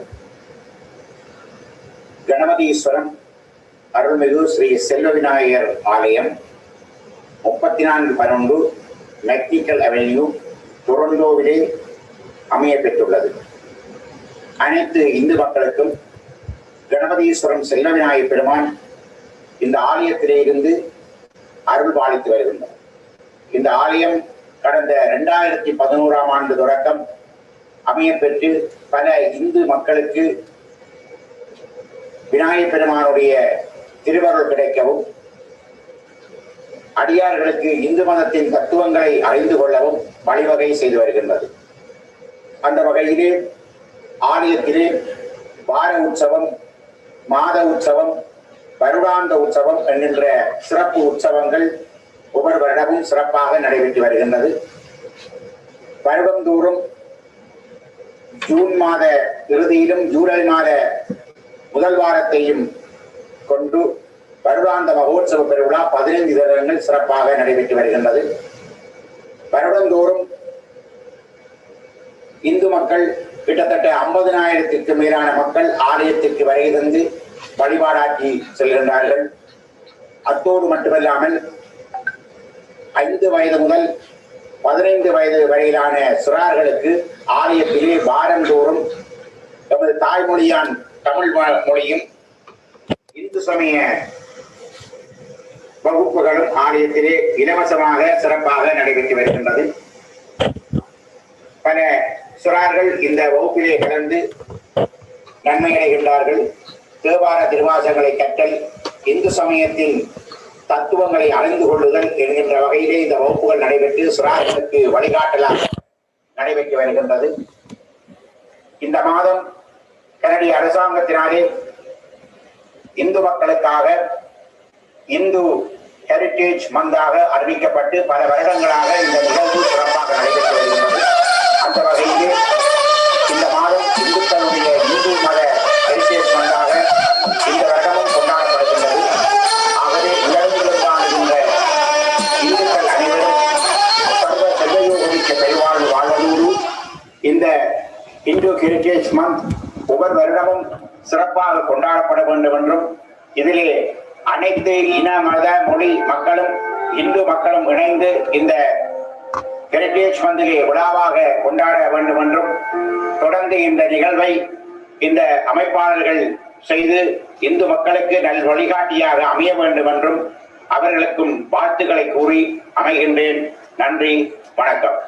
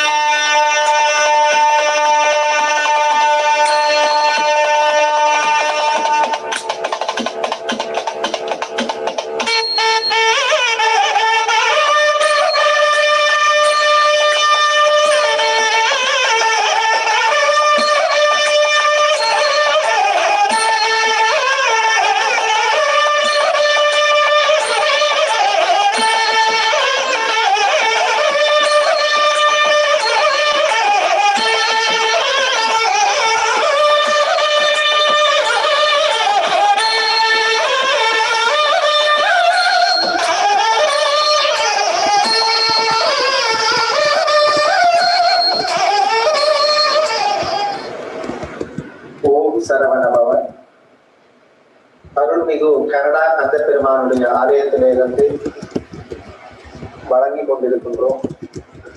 1991ஆம் ஆண்டு கனடாவிலே டொரண்டோவிலே கனடா கந்த பெருமான் என்று நாமத்தோடு இந்த ஆலயம் ஆரம்பிக்கப்பட்டு 29வது ஆண்டு காலடியிலே நாங்கள் இதை நடாத்தி கொண்டிருக்கின்றோம். 733 ரோச்மோன் வீதியிலே எங்களுடைய நிரந்தரமான இந்த இடத்திலே முருகப்பெருமானுடைய ஆலயம் அளவுற ஆகம விதிப்படி கருங்கல்லாலே இந்த ஆலயம் ஆரம்பிக்கப்பட்டு மிகவும் சிறப்பாக பூஜைகள் வழிபாடுகள் போன்றவை எல்லாம் நடைபெற்று கொண்டிருக்கின்றது. பக்தர்கள் எல்லாம் வந்து விசாலமாக வழிபடக்கூடிய முறையிலே இந்த ஆலயம் அமைக்கப்பட்டிருக்கின்றது. ஆகவே எல்லா அடியார்களும் வருகதந்து முருகப்பெருமானுடைய இந்த ஆலயத்திலே வழிபாடு செய்து எல்லாம் வெல்ல கனடா கந்த பெருமானுடைய திருவருளை நீங்கள் பரிபூரணமாக பெற்று மண்ணில் நல்ல வண்ணம் சகல செல்வ யோக பெருவாழ்வு வாழ வேண்டும் என்று முருகப்பெருமானை பிரார்த்தித்து வாழ்த்தி வணங்கி கொள்வோம். நன்றி, வணக்கம்.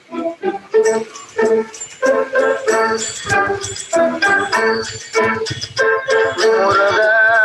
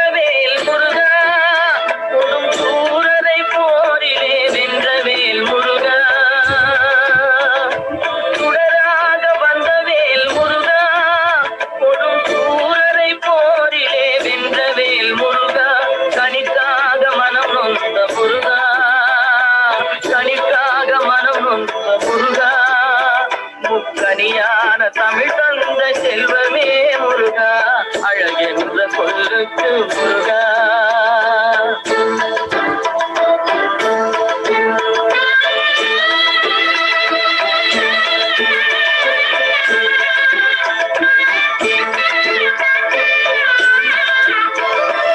ஆண்டியாய் நின்ற வேல் முருகா உன்னை அண்டினோர் வாழ்விலே இன்பமே முருகா ஆண்டியாய் நின்ற வேல் முருகா உன்னை அண்டினோர் வாழ்விலே இன்பமே முருகா பழம் நீ அப்பனே முருகா பழம் நீ அப்பனே முருகா ஞான பழம் உன்னை அல்லாது பழமேது முருகா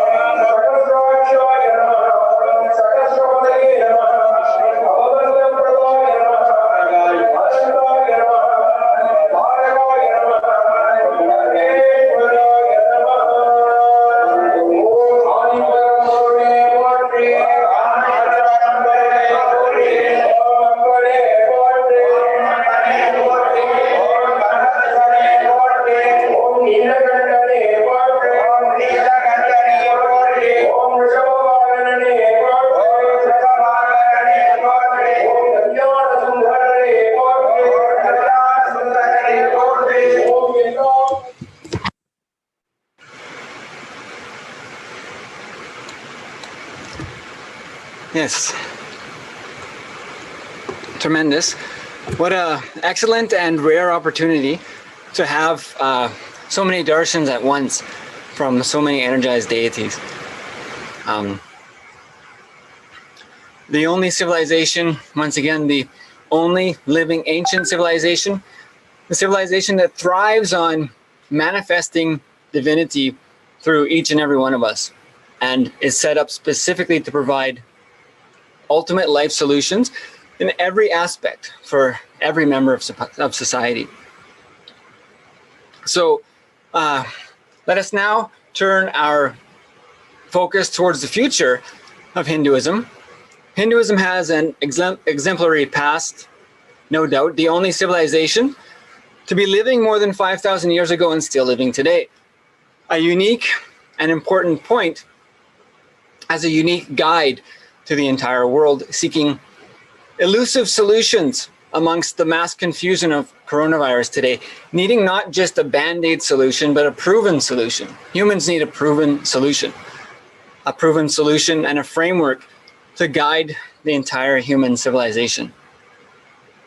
So let us take a glimpse into the possible Hindu future in Canada with a visit to our youth panel for our celebration of Hindu Heritage Month today, and an insight to the need to support the youth of Canada today with the time-tested solutions of the world's longest living civilization, Sanatana Hindu Dharma.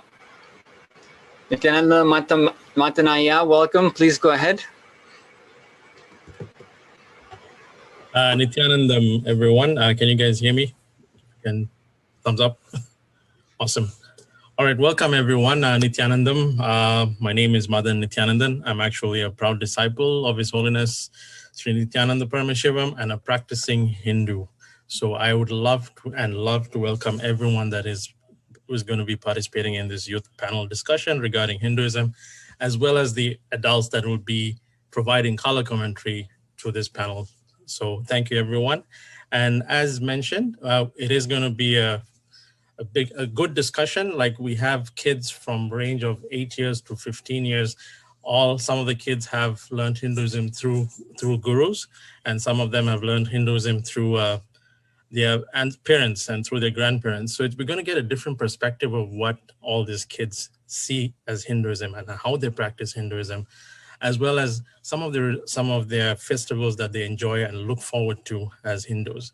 And the adults that will be participating in this session will also be kind of seeing how they, as adults in the Canadian workforce, bring the Hindu human values into their workforce in being adults. So let me get started. So we have 9 youth kids on the panel and 4 adults. So I'll start off by introducing the 9 kids, and then I'll move over to introducing the 4 adults that are on the panel. So from with no in no random order of age. So our first, I'll introduce them. So the order would be I'll introduce the names, introduce the adult panelists, and then after that, each and every one of the kids will introduce themselves and talk about the three topics that we're going to be discussing. One of them is, what is Hinduism to them? The second question would be, how do you practice Hinduism in your day-to-day life? And the third question is, what is your favorite Hindu festival and why? So that is the topic of discussion for the kids. So I would like to introduce the kids. Our first panelist is Vahe Abhimanyu. Vahe Abhimanyu, if you can unmute and introduce yourself and Okay. My name is Vahe Abhimanyu. I am 11 years old and I'm in grade 6. I go to Highland Creek Public School. What is Hinduism? Hinduism is a religion that many people believe in. My understanding of Hinduism is that there are many different gods and each god has its own purpose. For example, Saraswati is the goddess of education, and on the Saraswati Puja or any day we pray to her for a good education. I also learned Hinduism from my grandparents and seeing them pray every day. How do I practice Hinduism? I practice Hinduism by praying every day, morning and night. When I pray, I ring a bell and I listen to the peaceful sound that it makes. Before COVID, I went to the temple every Friday and I prayed to God. We also do archanas or pujas, which is when we pray for a certain reason and when we pray for others. I also do bhajana with my mom and she sings songs and I repeat it. We do this in our prayer room. What is my favorite Hindu festival and why I enjoy it? My favorite Hindu festival is the Naina Devater. This festival is in June and it lasts 15 days. After school in the night, I go to the temple and I pray to the Nahama, the snake goddess. During the last few days of this festival is the boat festival. This festival takes place in the night. My favorite part of this festival is that there are lots of beautiful lights and in the night it really stands out. We put the god on a boat and we pray. I also like that during this festival we get different snacks and food. And since this festival is in the summer, we get drinks. That is my favorite festival and why I enjoy it. Thank you for listening. Thank you, Vahe. Very nice discussion. We move on to the next panelist, who is it's Raghavi Jnanachandran. So if you can unmute and discuss the three topics. Vanakkam, my name is Raghavi Jnanachandran and I'm a grade 11 student who I currently go to Durham Online Virtual School. So what is Hinduism to me? As being followers of Lord Murugan and Shivan, Saiva Samayam is a combination of life and philosophies, a nature where Lord Shivan is the supreme god and Lord Murugan is our ancestor. At this time, I would also like to mention we also respect and pray to Ravaneshwaran Ravana as he is our ancestor, a great king and devotee of Lord Shivan. How do I practice Hinduism? We practice our religion in many ways. When there is an occasion, we follow the rituals like offering special dishes to God, chant Tamil mandirams called Theravadams, and do prayers with flowers. On a daily basis in the morning, we make sure to wear the holy ash called Tirunuru along with Santanam Kumkumam to honor Lord Shiva. As my dad follows Swami Raghavendra, we also believe and pray in him and as a great guide. What is my favorite religious holiday? My favorite celebration is Thaipusam. The festival is celebrated in honor of Lord Murugan, the destroyer of evil who represents virtue, youth, and power. It is a festival celebrated by the Tamil community on the full moon in the Tamil month of Thai, usually coinciding with Pushya star, also known as Pusam in Tamil. It is celebrated with Lord Murugan's veil, spear, and kavadi. Thank you for the opportunity to listen to me. Thank you, Raghavi. Our next panelist is Anupriya Nithyanandan. Anupriya, if you can please unmute and discuss your topics. Good morning, everybody. My humble pronounce to the lotus feet of Swami Sathya Sai Baba and Swami Nithyananda. I would like to introduce myself. My name is Anupriya Nithyananda. I am 8 years old. I am in 3rd grade. I am in North Bendel Junior Public at school. I'm here to talk about what Hinduism is.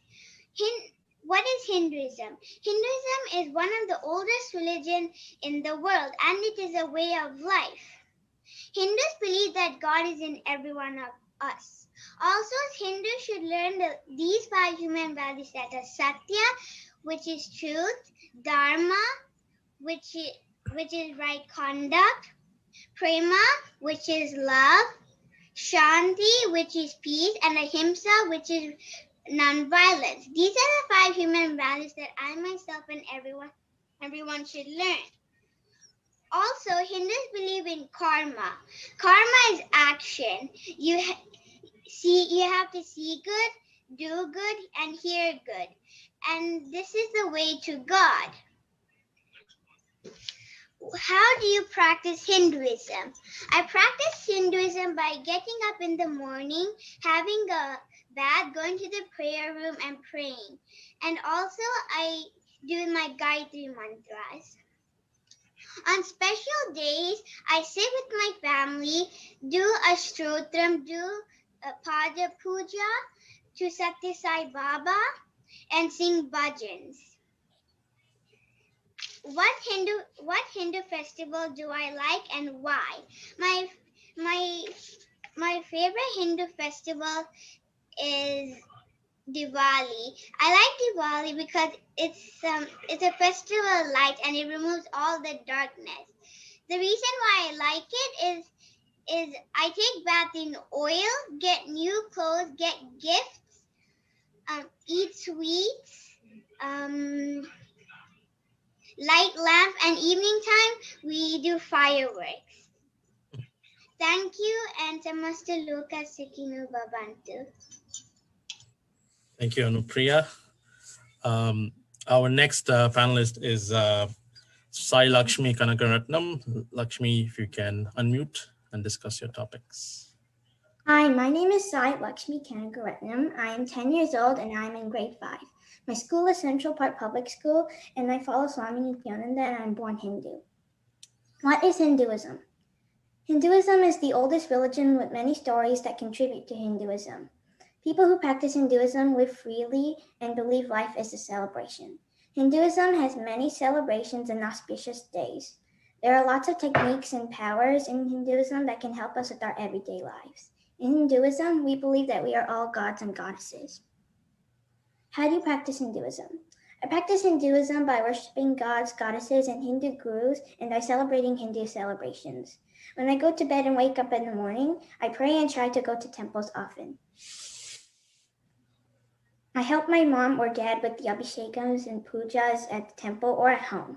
I like to do puja for the gods and goddesses. I learn about Hinduism and power manifestation with my Gurukul classes. What Hindu celebration is your favorite? My favorite Hindu celebration is Navaratri because goddesses are worshipped and consists of 9 nights and gets rid of all the evil in the house. The first 3 days are for Durga, the second 3 are for Lakshmi, and the last 3 are for Saraswati. I like doing the pujas and embracing the feminine energy. Thank you for listening to me. Thank you, Sai Lakshmi. We'll move on to the next panelist, and our next panelist is Ehan Abhimanyu. If you mind unmuting and talking.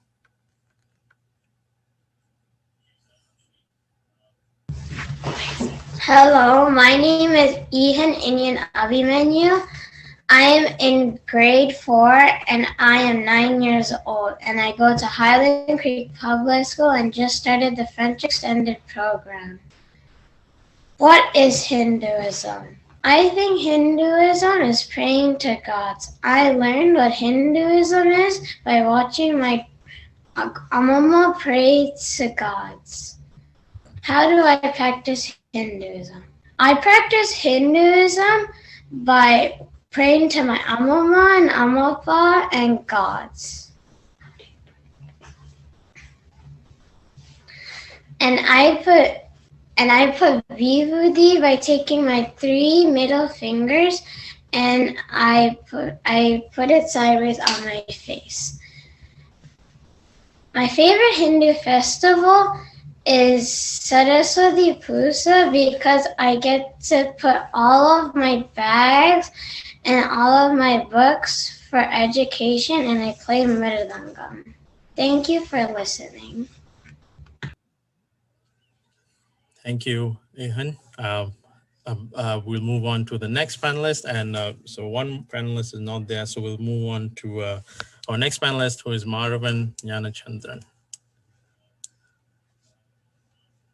Vanakkam. I am Madhavan Jnanachandran. I am a grade 8 student of Frenchman's Bay Public School. What is Hinduism? To me, Saiva Samyam is my religion where Lord Shivan is the supreme god and Lord Murugan is our ancestor. It is one of the ancient religions with a deep root. It guides me to follow the right path in my life. How do I practice and celebrate my religion? Every day in the morning, I wear Tirunuda, Sandanam, and Kunkumam to honor Lord Shivan and to have a good health. What is my favorite religious celebration? My favorite celebration is Shivaratri. On this day, even though I don't stay awake all night, we celebrate it by offering vilvam leaves and flowers to Shivalingam. I made my own Shivalingam using the clay, and he is seated in our home temple. Thank you for listening to me. Thank you, Marvin. I will move on to the next panelist. We have Ma Nitya Shankaratmananda. Ma, you can unmute and discuss your topics. Hi, my name is Nitya Shankaratmananda. I'm 14 years old and I'm in 9th grade. I'm currently living in Ontario, Canada.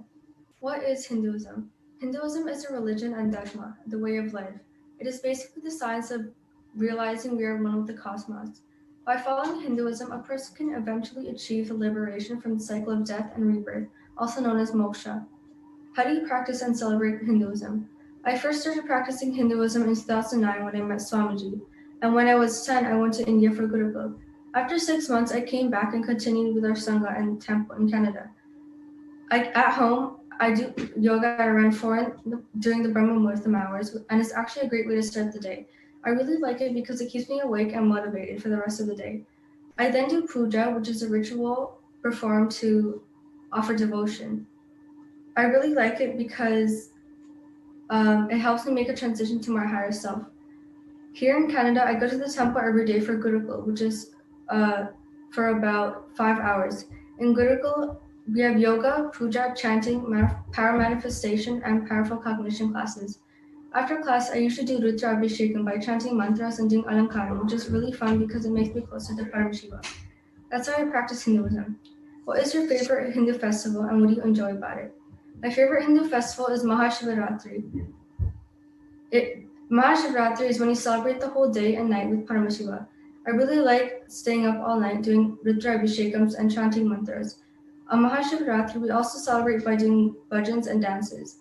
My Guru Sri Nithyananda Paramashivam is the one who gave me this lifestyle and powers I used in my life. I'm celebrating my life every month with him and I'm grateful for it. Thank you. Thank you, Ma Shankaratmananda. We'll move on to our final panelist from the youth, Shaitri Thiran. Good morning, everyone. My name is Shaitri Thiran. I'm 14 years old and I'm a grade 9 attending Markham District High School. What is Hinduism? Hinduism is a religion that is practiced by myself and many individuals around the world. In Hinduism, you can pray to many different gods and goddesses. I personally have a deeper connection with Meenakshi. I adore her elegance and compassion. In Hinduism, we follow through with the puja by using items that symbolize 5 of nature's elements, which are fire, water, earth, space, and air. How do you practice Hinduism? I practice Hinduism by following many teachings talked about in Swamiji's satsangs and lessons taught at the temple in the Gurukul program. The Gurukul program taught myself and others many Hindu stories, pujas, mantras, yoga, meditation, as well as life lessons and techniques. We have been taught how to express the different Shaktis we have. An important example is third eye reading. Swamiji has guided us to opening our third eye and successfully experiencing the powers of it. I also practice Hinduism by visiting temples, performing pujas, offering items to deities, and more. What is your favorite Hindu festival? My favorite Hindu festival is Krishna Jamashtami. Krishna Janmashtami is celebrated to recognize the date Krishna was born. Krishna is one of the most popular Hindu avatars, and he gave Bhagavad Gita to the world. This celebration is followed by singing, dancing, dressing up as Krishna and Gopikas, and participating in many events, such as hitting a pot thrown in the air filled with butter. The reason why it is filled with butter is because Krishna loves to eat pots filled with butter. I personally have experienced celebrating Krishna Janmashtami in India 2 times with my family and friends. Both have been a wonderful experience and very memorable. Thank you. Well, thank you, everyone. So I guess to all the audiences, you could literally see from the youth that we're talking right now, they all have different perspectives of what Hinduism, but in the end, it still aligns with the same concept, whether it's being taught and aligned by the guru or being aligned through family. It is a very, very, I would say, the most complicated religion, and there's a lot to learn. And we, as the young generation of Hindus, are the ones who are responsible to sustain this religion for the future generation. Thank you again to all the youth and the kids that were participating in this session. Now we'll move on to the next generation of youth who are the leaders currently.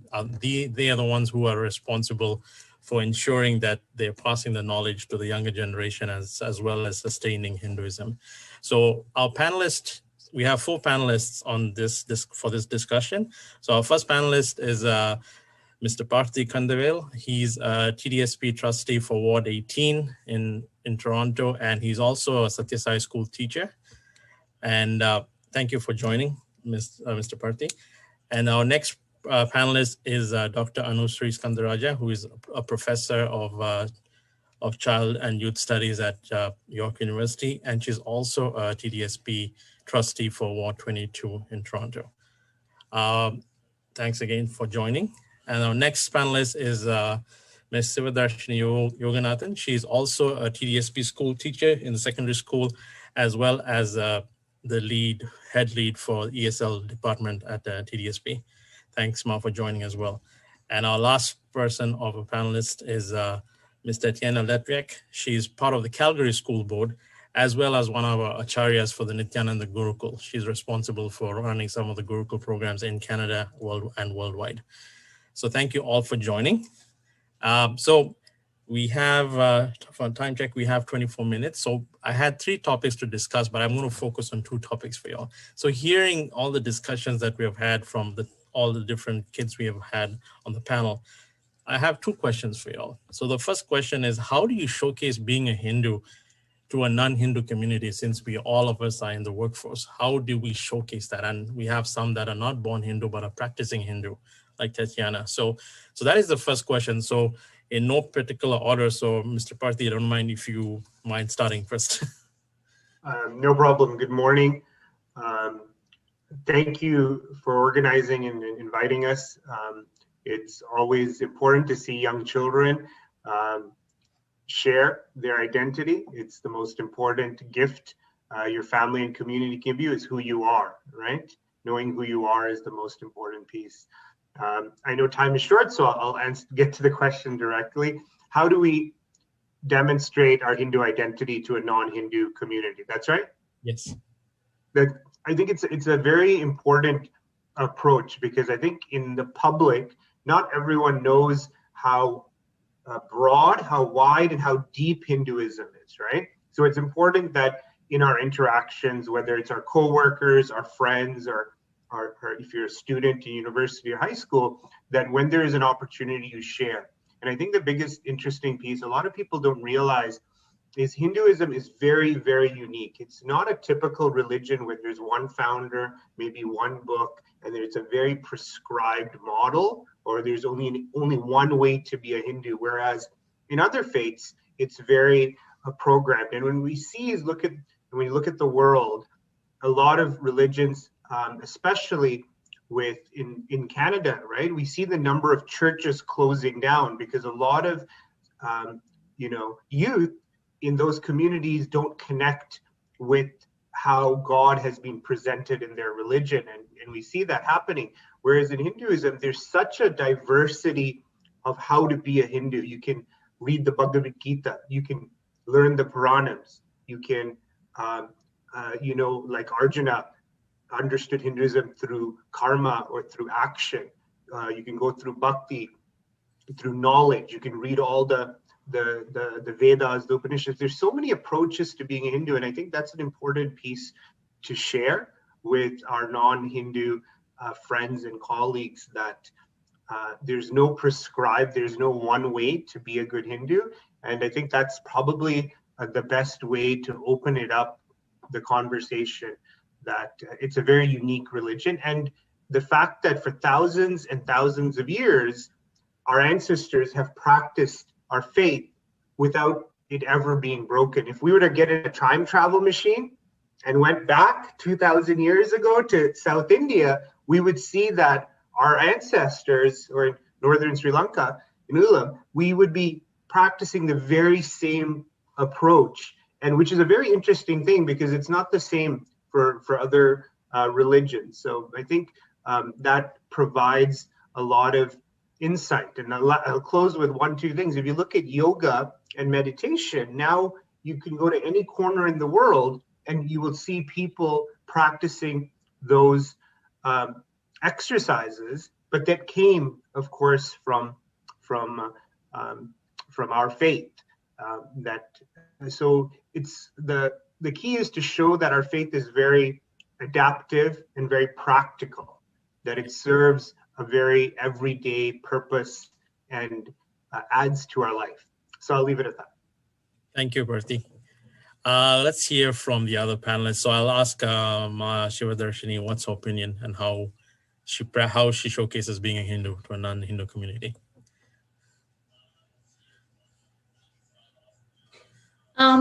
First of all, thank you to all the kids. It was wonderful to hear how you are carrying on the torch of your identity. It's so important to be proud of who you are, especially when you are born in this country, as many of you are. Whereas myself, I was born in Sri Lanka, and then I traveled to I resided in Germany, and I came to Canada, and how I kept my religion alive.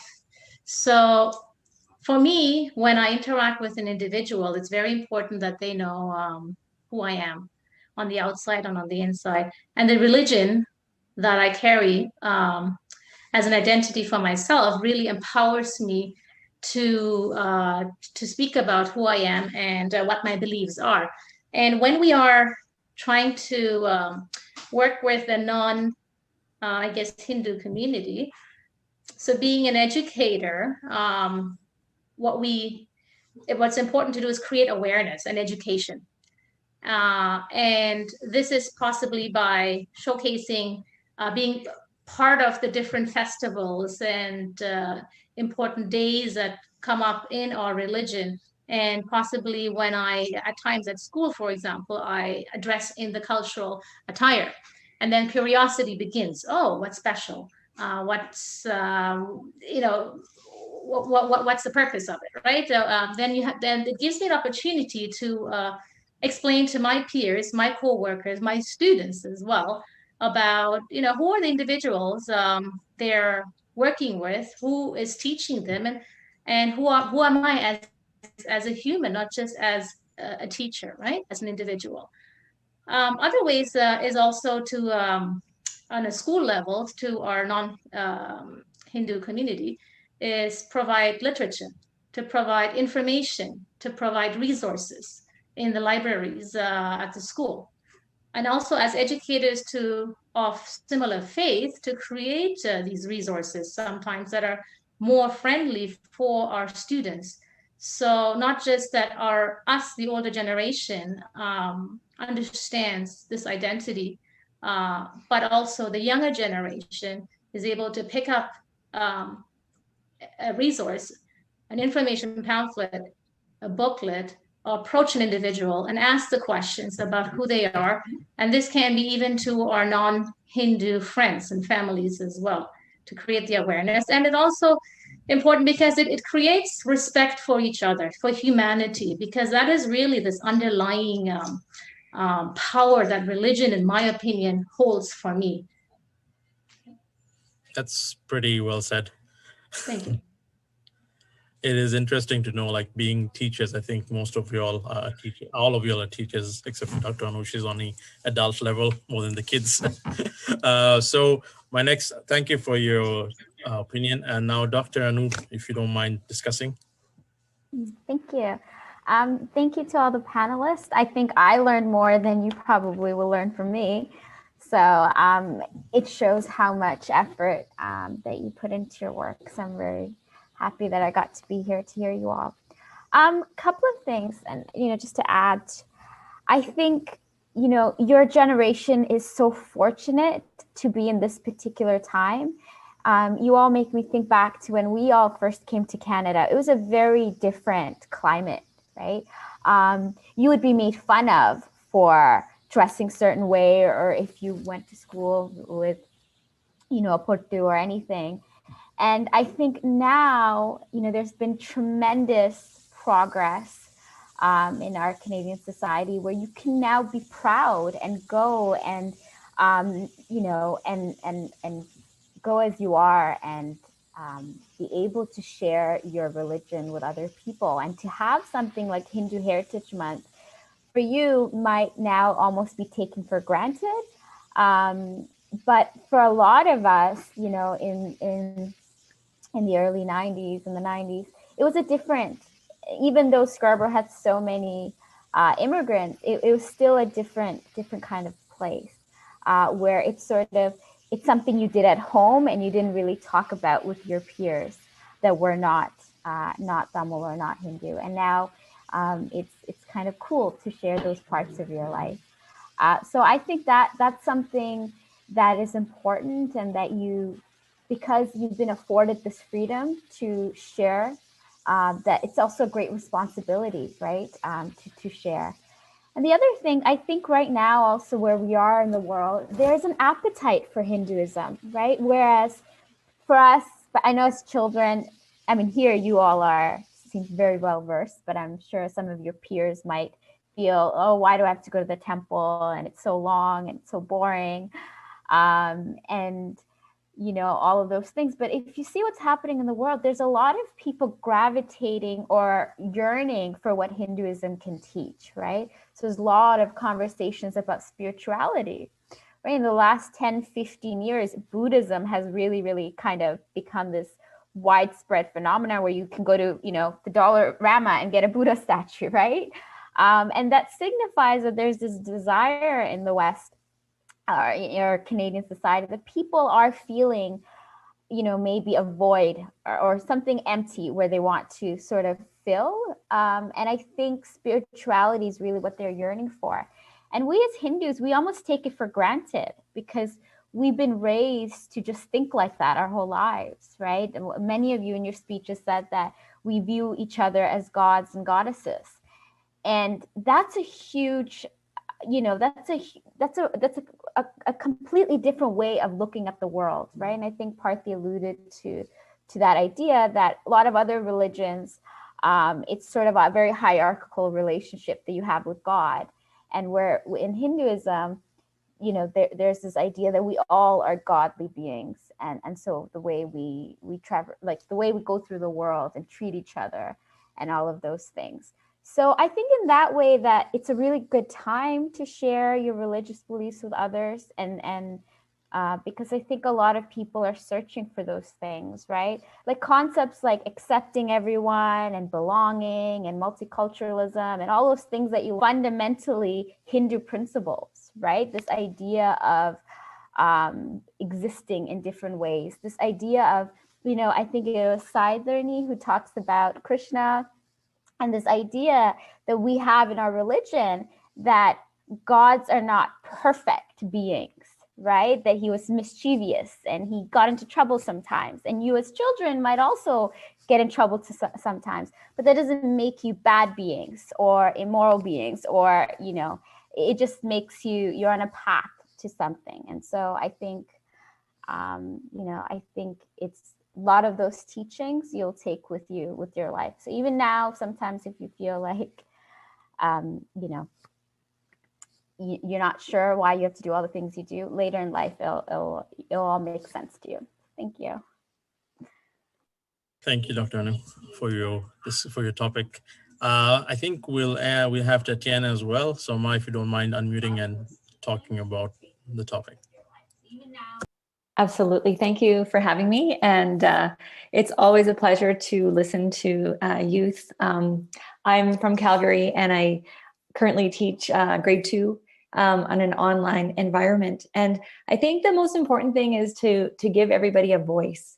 So I come as I am. I'm not necessarily teaching Hinduism because it's within the public school system. There's so much that you can do, but just giving people a voice. And so recently with Diwali and teaching Gurukul and just being aware that and just being a disciple of Paramahamsa Nithyananda, there's so many celebrations, and Hinduism is so vast.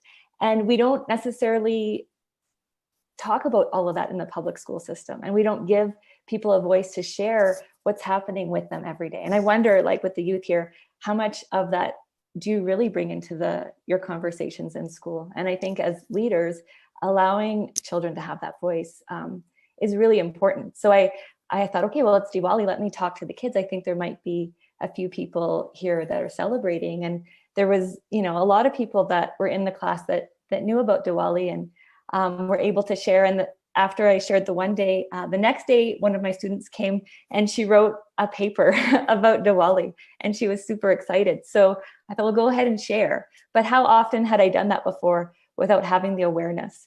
So it's not just Hinduism, it might be other cultures. So it's like, as the leader, giving everybody a voice to share, because I feel, especially after being introduced to Hinduism, your spirituality, your religion, your connection is really the most important part of you.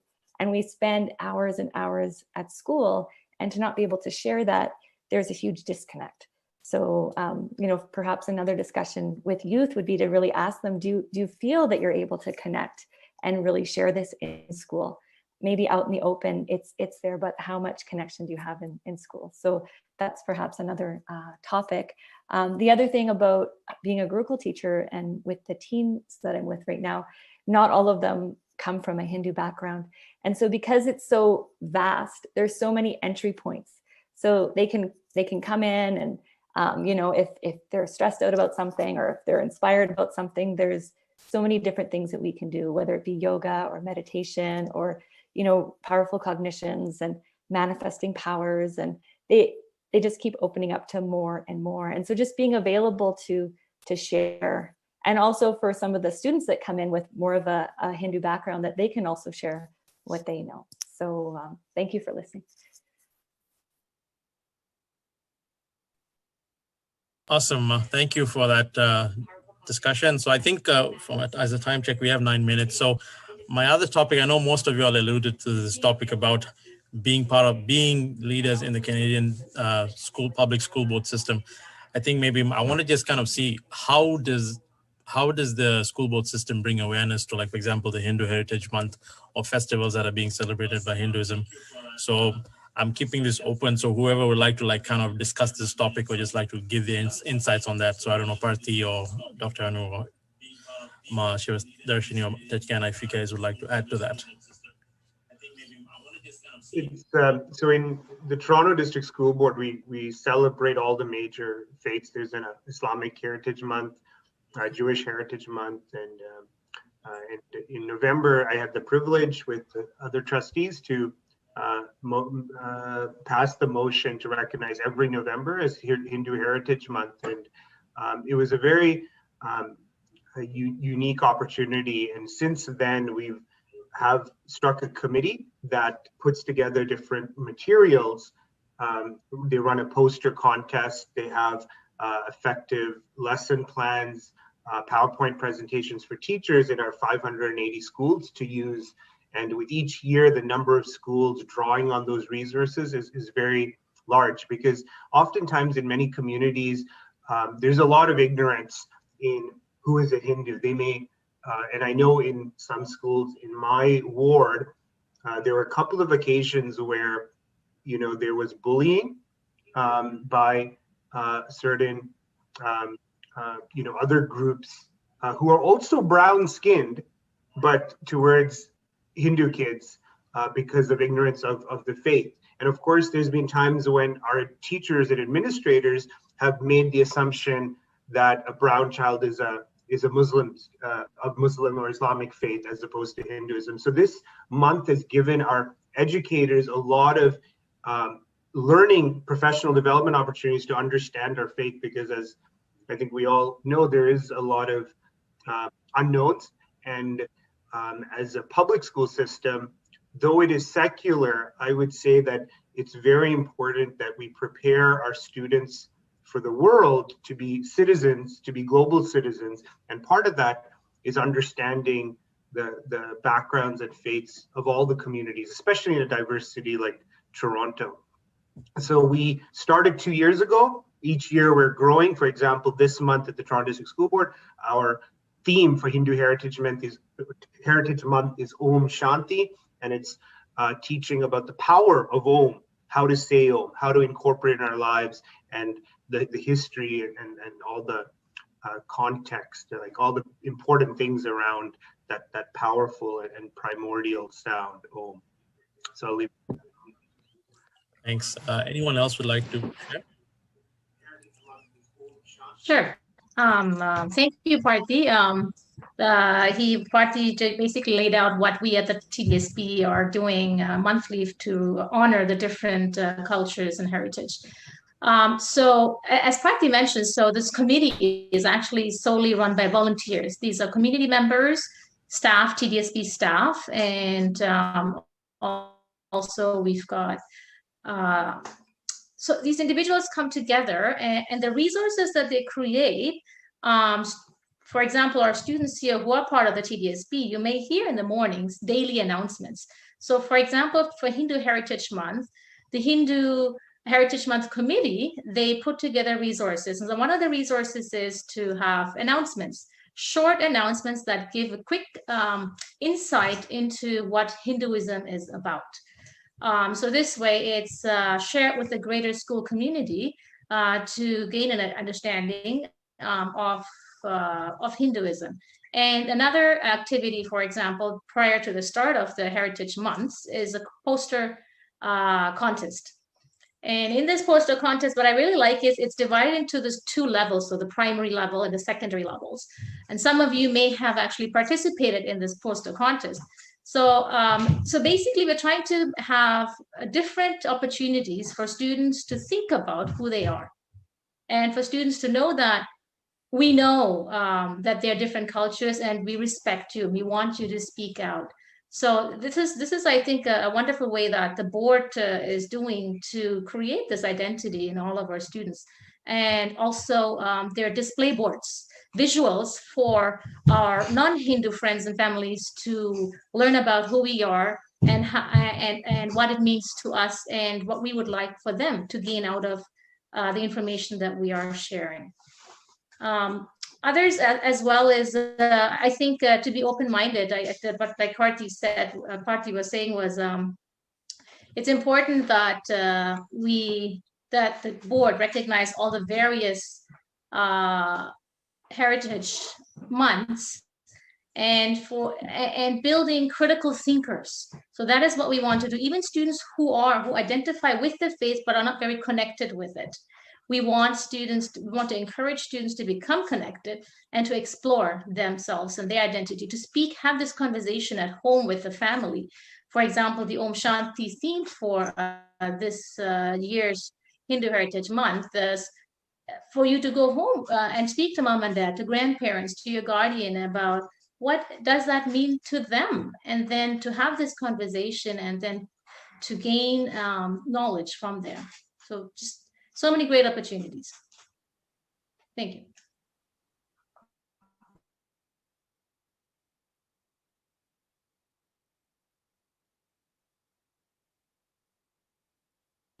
Well, thank you. Anyone else would like to add to this, Tatiana or Dr. Anna? Sure. And you know, I think as Parthi mentioned as well, that there is a committee, and so I know children can't join it, but I know other community members if they want to join it at the TDSB. And it's a great way to sort of at a system level get involved. I know this year, one of the big conversations were about getting books out to the schools.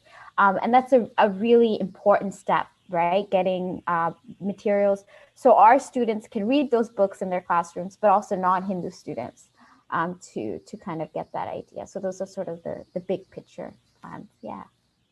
Well, thank you. Tatiana?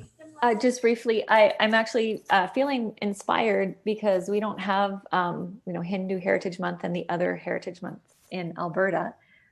Embedded within the curriculum, there is the aspect of recognizing different cultures and celebrating that, but we don't have that bigger umbrella that gives a platform for different cultures. So I'm just leaving inspired and taking that with me as I go into work. And maybe that's another topic to share with administrators, that's also something that's a possibility.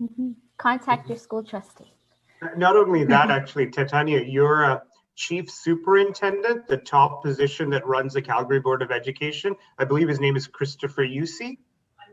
He was the former associate director at our board. I know him well. If you ever run into him, you can mention. So he knows that history, how Toronto has always done these cultural and religious celebrations. So if the board and administrators, and more importantly, the trustees were interested, he knows all. He actually used to serve as the staff liaison for the Tamil Heritage Month Committee, Chris Yusi. So you can mention my name. He knows as well, and he has all that background information on how a public board a public education institution can implement Heritage Months. Awesome. Well, thank you again. I think we're on time right now. So again, I would like to thank everyone that was part of this discussion, from the kids to the adults, leaders who are helping steer our youth. Thanks again. And we'll move on to the next session. And I'd like to thank everyone for coming. Nithyanandam. Thank you.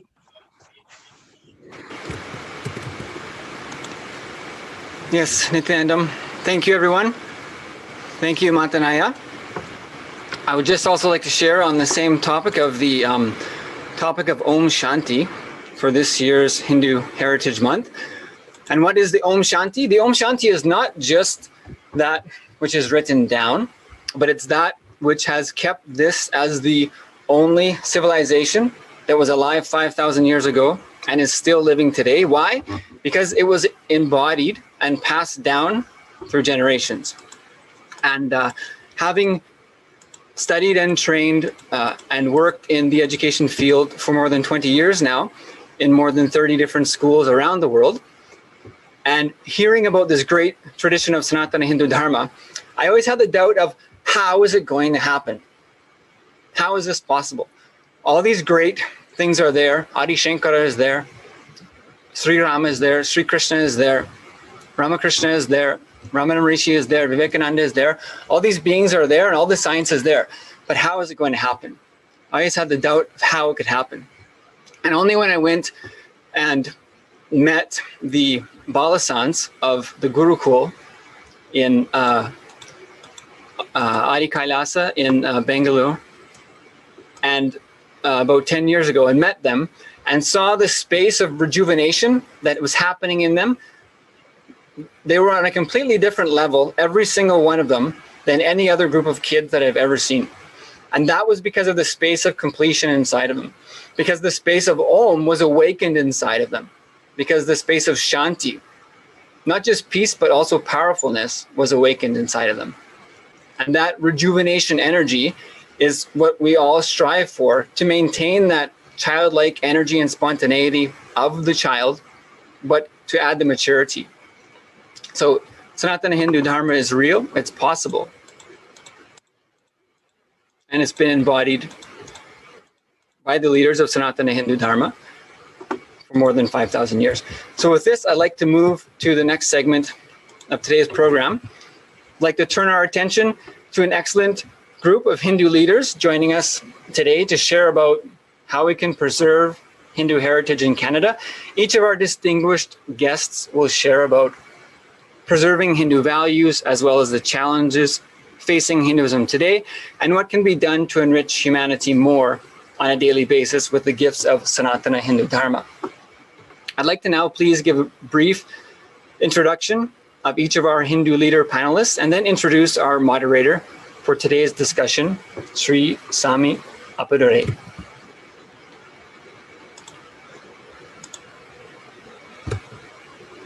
First, I'd like to introduce Pandit Rupnath Sharma, the president of the Hindu Federation. He's immigrated to Canada from Guyana in 1970 and is currently engaged in senior positions in the following diverse communities: founder and spiritual leader of Ram Mandir in Mississauga, president of the Hindu Federation and umbrella body representing Hindu organizations in Ontario and Canada, the president of Canadian Multi-Faith Federation, an umbrella body representing over 30 faith groups, vice president and Hindu chaplain for Interfaith Chaplaincy in support of spiritual care services at Correctional Services Canada, and a member of the steering committee for the Interfaith Council of Peel Region.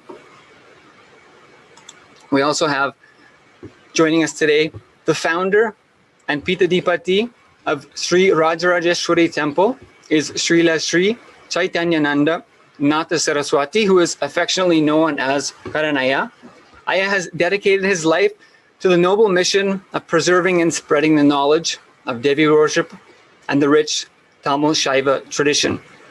Today, Aya splits his time between carrying out his duties as Pitadipati of the temple and traveling around the world to perform pujas and homas, as well as give workshops and classes on various aspects of Sri Vidya and Sanatana Dharma.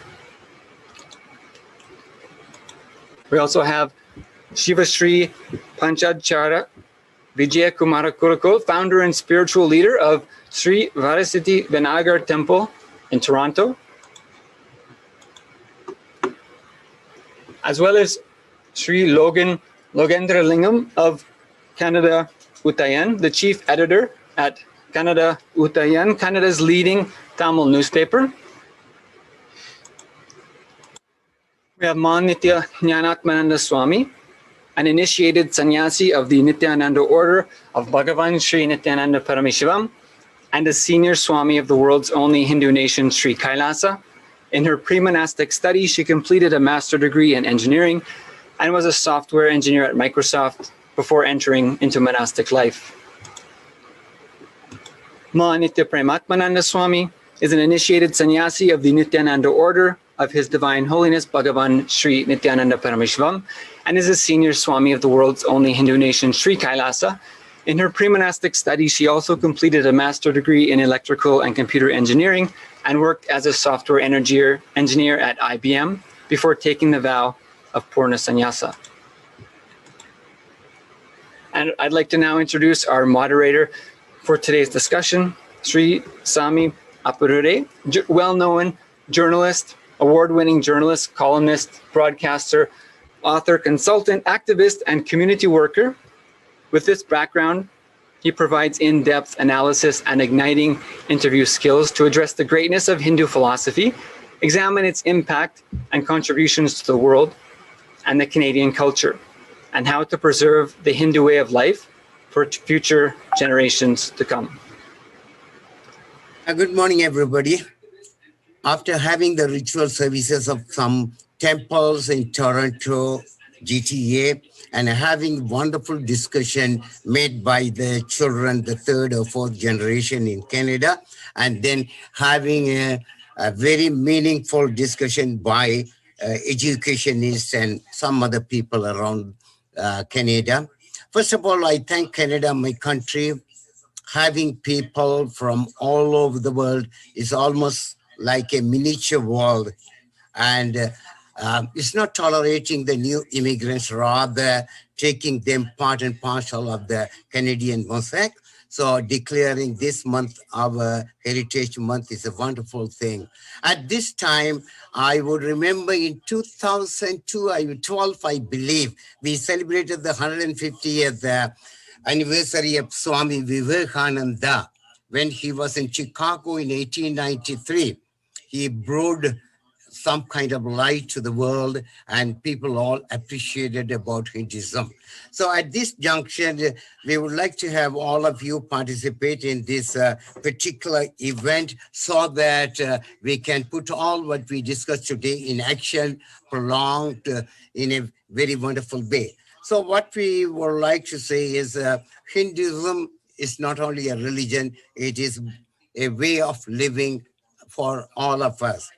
As far as we are concerned in this discussion, we would like to say how we will make the practice of this religion by our children around the world. And we also have to take this opportunity to educate the rest of the people, because Canada is having people from 200 countries and they are speaking over 160 languages. And Canada is very liberal in practicing all our religious faith here. So in this way, it's my pleasure having Pandit Rubananda Sarma to enlighten us in this particular topic at the limited time. Please go ahead, sir. Thank you very much, Namaskarji, and welcome to everyone. It is indeed a privilege and a pleasure to be part of this gathering. I've listened to some of the comments of the youths earlier, and I'm inspired that there is definitely not only hope, but reality is that Hinduism is alive and well in Canada. I would like to say that the statement that we are about to address is how to preserve Hindu heritage. Yeah. And when I think of preserving, I think of something in a jar that you preserve and you put it when you hide in a corner and you only take it out when you need it. Mm-hmm. I do not believe that's what we want to do with Hinduism. I think we do not want to preserve it. We want to make it alive. Mm-hmm. We want to bring it to reality, that will become commonplace in Canada, that everyone, Hindus and non-Hindus, must understand who is a Hindu and what is Hinduism. Now, in order to do that, we need to educate people. And education starts with history. I am always amazed that we come from such a great heritage where knowledge and wisdom has been so much. And yet, I can never explain why is it Hinduism was dominated by a foreign power for at least 1,200 years. Yeah.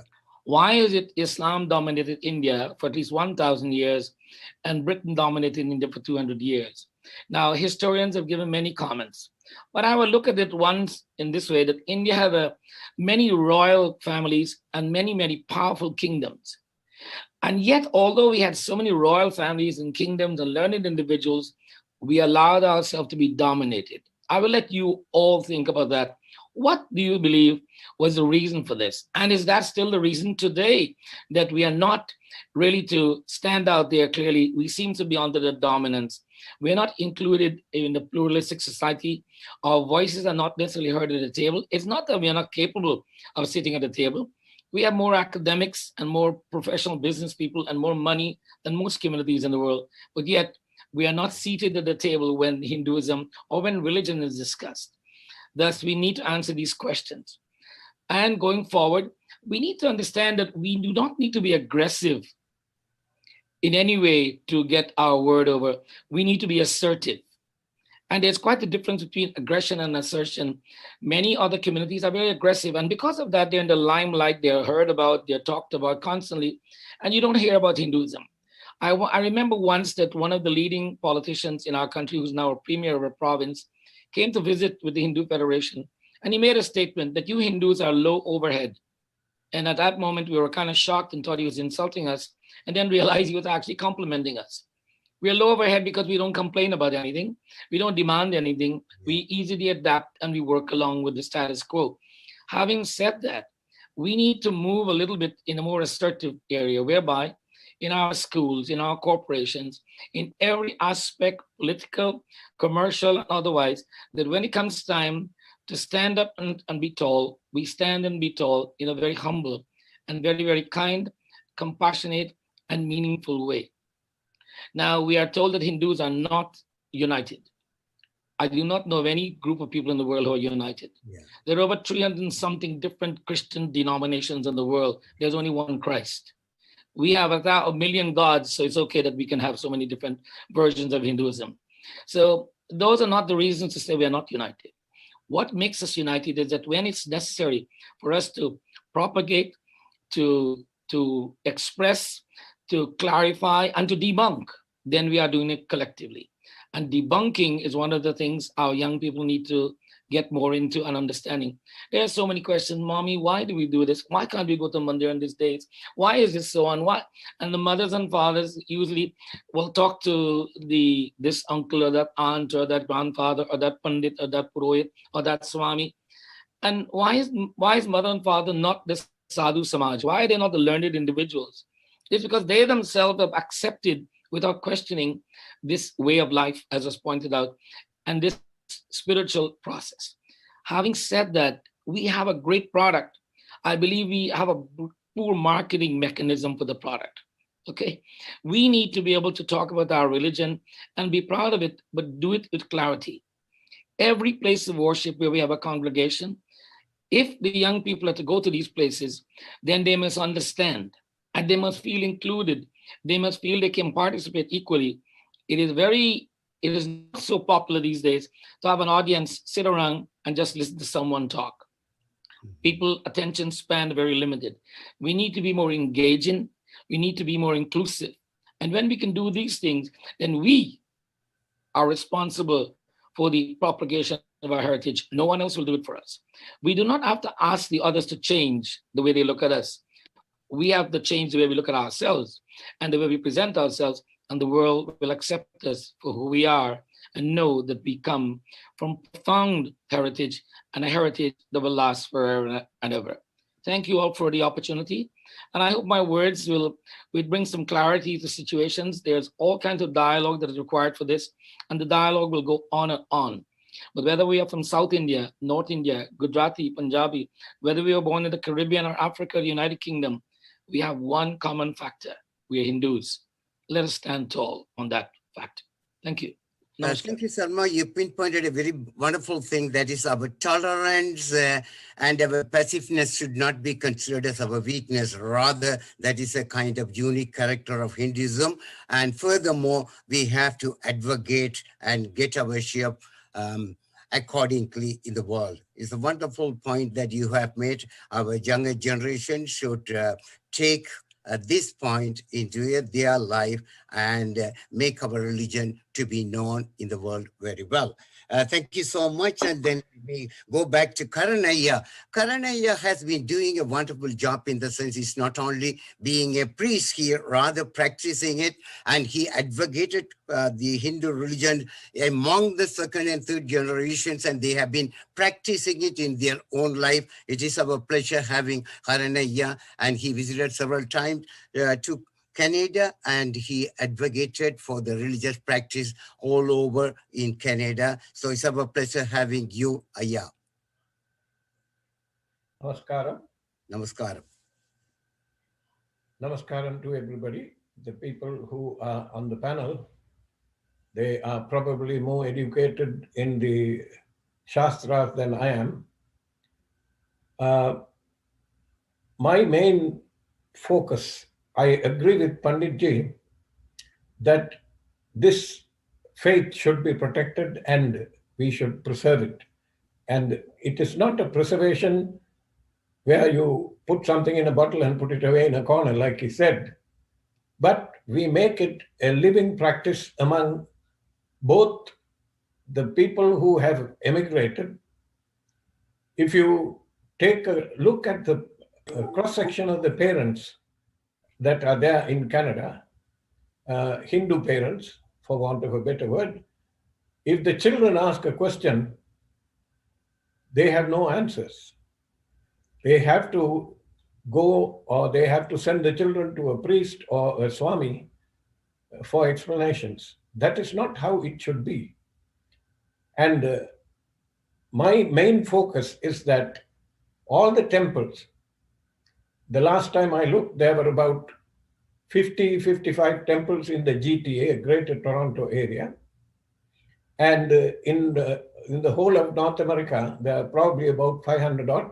And every city has at least 2 or 3 temples being built.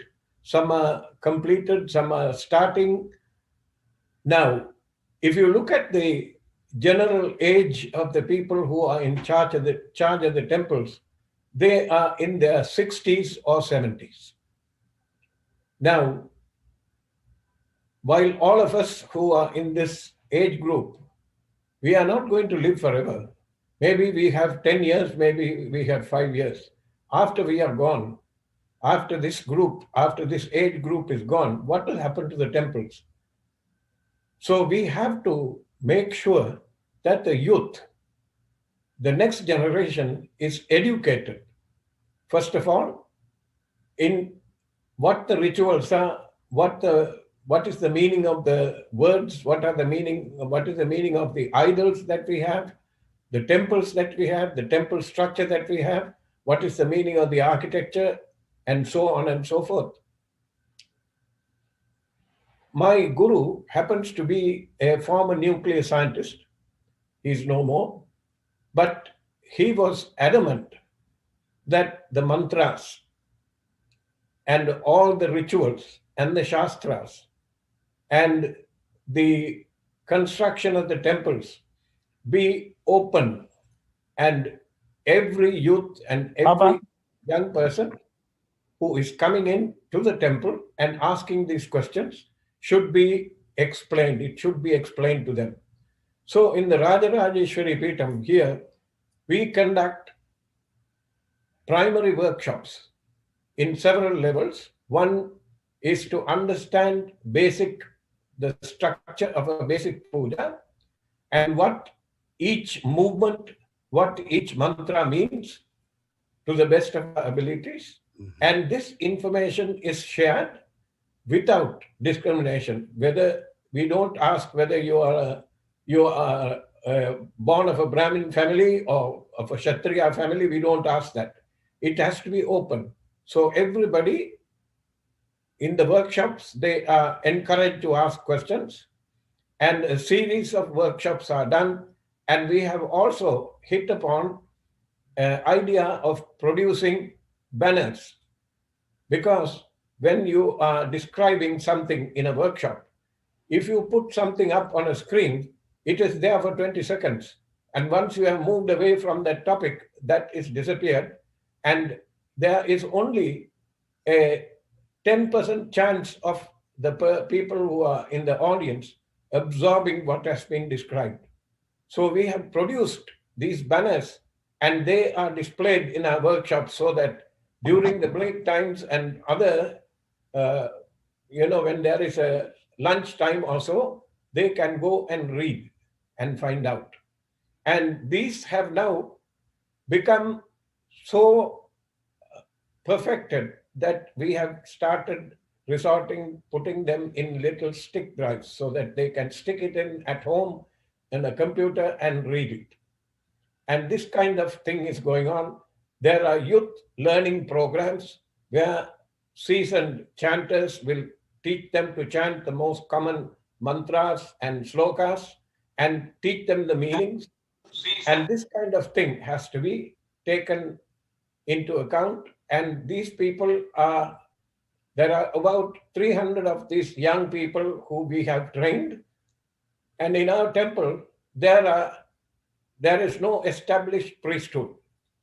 Every Sri Vidya Upasaka, person who has received the mantras in Sri Vidya, is able to conduct the pujas, and the pujas are done 3 times a day. The first puja in the morning is Srishti Kramam, creation principle. Midday puja is Sthiti Kramam, protection principle. And Sayaraksha, evening puja, is destruction principle, generation, operation, dissolution. And incidentally, you will notice that it spells God. Now, what is important is that the next generation, we have to lay a foundation so that if you say a word in Sanskrit or in any one of our native languages, they should be able to have the mental picture of what goes with it. Here, the children, the generations that are growing up here, their heroes are not Ram and Lakshmana and Sita and Arjuna and Krishna. Their heroes are Superman and Spider-Man. So it is the duty of the people who are running temples to make sure that in the form of little stories, in the form of anecdotes. This information is slowly fed to the children who are coming to the temple, so that they realize and they begin to appreciate the deep, rich portion of our culture and of our religious thing. By the way, I am very intrigued because we continue to use the word Hinduism. The word Hinduism is a misnomer. The word Hindu was coined by people who poured into India through the Khyber Pass, and they had to pass the Indus Valley with its 5 tributaries. Once they were in there, when they came into the Deccan Plateau, they found an already very well established socio-religious economic order that has been functioning for thousands of years. And they didn't understand the deep principles behind our faith. They thought that our people were running around worshipping trees, walking around trees, worshipping mountains, worshipping rivers, but they did not understand that this is a living embodiment, the living religion, living way of life that sees God in everything. Whether it is animated or inanimated object, you are able to see God in it. The real name for this faith is Sanatana Dharmam. Sanatana Dharmam means that which is, roughly translated, means that which is eternal. And this eternal portion of it, sometimes due to the invasions of the Muslims at one time, when 17.5 million people belonging to the Sanatana Dharmam or Hinduism for convenience sake, were slaughtered. And we were kept down, and we were practicing the notion and the principles of ahimsa. And this has quietly dissolved into and deteriorated into us absorbing foreign ideas, not ideas that were grown up or sown and grown in Bharat. We started to absorb foreign ideas. If you see, most of our people, the functions that we do, the functioning is not done according to the Hindu calendar. Birthdays are British. The English date of birth is continued as the birthdays. Weddings are performed in such a fashion, and weddings and other rituals, they will rush through the thing, but then go on for a Western-oriented reception. And these things, while they are okay, you have to absorb and you have to integrate with the local family, with the local people, while you are in another country and become part of their multinational image. It does not mean that we should let our own thousands and thousands of years of rich culture be deteriorated. And that is the duty of the people who are running the temples, managing the temples, and performing rituals in the temples. It is their duty for them to sit the people down and explain. We try to do that in our temple. Every time there is a little break when the deities are being decorated or the deities are being prepared for darshan, we will make sure that somebody will speak to the congregation that is present on some topic that is of interest. And we try to interact with them. We'll encourage them asking questions. This, I think, is the way to go. And once the younger generation, the next generation has been trained, they can go in and talk to the coming generation after them. So with this in view, we have youth learning sessions, winter learning sessions, and there is now something that we have started called Bala Vidya, which means children who are 5 years, 4 years, 5 years, and a little older. They get a little bit of it. And these are prepared and made and placed on the internet so that they can look at the thing and learn from there. And then they can ask their parents or they can ask others who have been present in the temple and who have gone through the training. I think this is the way to go. We have to make sure that our youth, the next generation, is prepared in such a way that they can continue running the temples the way they should be run. And I am, while doing that, I am also very conscious that the temples should not deteriorate into commercial establishments. It is very difficult. I agree. It is very difficult to run a temple without focusing on the income of the temple, but that should not be the main focus. It should be there. Money is important for everything, and it should be placed, the placement of the focus should be not on how much money the temple is going to make. If we do the pujas and if we do the rituals properly and the chanting of the mantras are done, the Shastras say without any doubt that the required funds and the required support from the community to the temple will materialize. And that we have to remember, and we have to emphasize that to the next generation and to the other children that are learning it from the people who are there. Thank you very much for letting me tell you a little bit of what what we are thinking and what our thinking is. And I hope you will organize many more such symposia so that we will be able to share information. Thank you very much. Namaskar. Thank you, Karan Swami. You have mentioned a couple of things. One is the purification of Hinduism, practicing by the temples, and furthermore, you also made mention about the running or operating the temples and their expenses. As far as Toronto is concerned, at least $15,000 to $20,000 is required, and we don't have any kind of obligation of paying 10% of the income. That is one of the reasons that temples are running after money. Is not that profit motive making, one thing. And the other thing also, when you look at the Kurdish people, a section of the Kurdish people practicing Hindu philosophies, but not under the name of Hindu philosophies and things like that. As you mentioned, it is very broad. And furthermore, we are trying to make our best. Other than the Hindu temple, there are Hindu organizations also. We do have in Toronto, and I am sure in America also. They have been also doing a wonderful job to translate our philosophies into reality. And next we will go to, without any further delay, Nithya Paramashiva Ananda. Please tell us. By the way, it's preservation in the sense we have a different meaning. Unless and until we preserve, as Karan Swami said, people who are in 50s and 60s are practicing and advocating the religion. Preservation, what we meant was that to transfer, to promote our religion to the next generation, one thing, and the second thing, promote to the entire globe.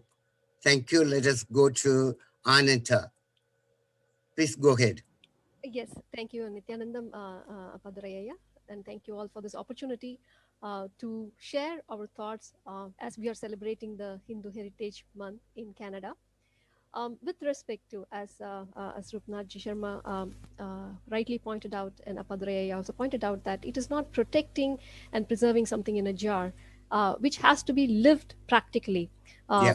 As Hinduism, it is a living, Hinduism is the best religion in the world, and it has to be lived. Often the ideas that is projected about Hinduism, it is either not practical or complicated, too vast, and so on, that we have no clue how to live it, how to grasp it and live it day to day. So it is nothing that we need to reinvent to live Hinduism. It is already there in the Agamas. The way the Agamas, the pure science and applied science, is already given by Paramashiva. All we need to do is just be integrated to that and living that and making that as part of our life. The day-to-day things, that the issues that we go through, whether it is stress, whether it is depression, whether it is obesity, It is not all of these are practical, but we are living with it because we don't know how to live a healthy life or living a higher space. So the same way, when we are able to live all this and suffer with it, why not live Hinduism, whether it is doing the puja every day, following the rituals, going to the temple. So every part or aspect of Hinduism is very, very practical. And not only that, what we are running for every day, in whether getting success or health or a global peace even, all of these can be beautifully simply achieved if we just live the Hindu lifestyle that is already prescribed by Paramashiva. So in that, there is various responsibilities, whether it is an individual responsibility or a communal responsibility. How do we stand up for Hinduism as an individual, ensuring that we live the Charya Pada, the lifestyle of living, doing the puja every day, reading the sacred scriptures, and not only that, sharing with everybody.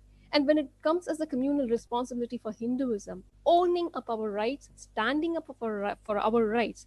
Hindu temples, let it be run by Hindus, and let the Hindu priests be the authorities who decide and run the temples. As rightly pointed out, it is not commercial place or a social gathering where people gather and party. And even if you take the Diwali celebrations that happen widely, it is more a Bollywood celebration rather than in celebrating the true essence of what Deepavali is.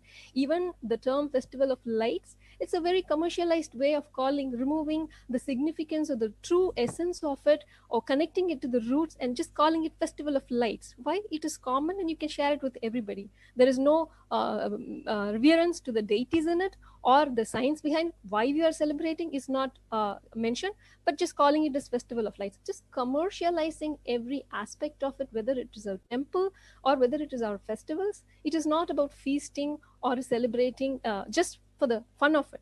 There is a true meaning to everything behind. So basically connecting back to the source in either running the temples, our own properties, claiming our temple properties, running the temples as per the scriptures, as per the agamas, going back to the source. And everything that is in our religion is highly, highly scientific. It is not superstition. The more we stay away from it, it is being projected as a mythology, and soon it will become extinct. Unless we stand up and connect back to the source and live it, whether it is the caste system, how it has been diluted, manipulated, and misrepresented just so that it can be divided, so we can be divided and the whole system can be destroyed. So having the right Hindu pride, every single one of us going back, understanding the knowledge of what is jati, what is varna, and bringing back every single truth, every single science that was already given. It is not something new that there existed an enlightenment ecosystem before. They coexisted peacefully. They lived like a highly evolved lifestyle. So now, this day and age, when we are struggling individually as well as globally, not being able to handle our own individual self, or as globally not knowing how to create global peace. Everybody talks about it, but what is the solution? Or whether it is a pandemic, how to deal with it. We do not have a clue because we lost touch with the roots. Going back to the source is the only solution. Living as per the agamas, whichever sampradaya it is, whether it is Shaiva agama, Vaishnava agama, or Shakta agama, going back to the source and living it practically every day, day-to-day life. Starting with a simple ritual of doing puja in the morning, getting our kids learn, putting them in Gurukul, telling them, giving them the right image about Hinduism. Yeah. The thing is, unfortunately, we don't have the right pride about ourselves as Hindus. As one of the youth panelists was sharing, they feel ashamed because we were mocked the way we were dressing, the marks of Hindus as we wear the pottu, everything how we were mocked, we started losing respect. And not only that, especially like as Rupnathji was sharing, the continuous attacks that Hinduism faced, whether be barbaric attacks by Muslims or cunning conversion by other religion. We went through it. One, of course, the attacks were huge. Second, we unfortunately did not stand up for our rights, and we ourselves lost the pride the sacred value and right pride that we in image about Hinduism. And ironically, Hinduism is the only religion which introduces you to yourself as God. So in all of this, whether it is the temples, whether it is the pujas, whether it is the knowledge, we just feel like, oh my God, it's an ocean and I don't know how to go about, where do I start? Where do we start is a guru, a living guru who can clearly put this in place and tell us, okay, here is the puja, and this is the significance of it. This is the meaning of it. Here is the sacred scriptures, Upanishads and Bhagavad Gita. It's not something, it has to be kept in the shelf or something just chanted for learning, for chanting. No, it is very, very practical and applicable to everyday life. How is the connection? Where is the connection? How can Upanishads be practical to my this day life? That knowledge, that experience is given by the guru. So going back to our original lifestyle and appreciating every single aspect, every single thing is a science for enlightenment that was given by our rishis, by our sages, after thousands of years of research done in this field. So having the right image without understanding the right knowledge, without having the right knowledge of Hinduism is why people are getting converted to other religions.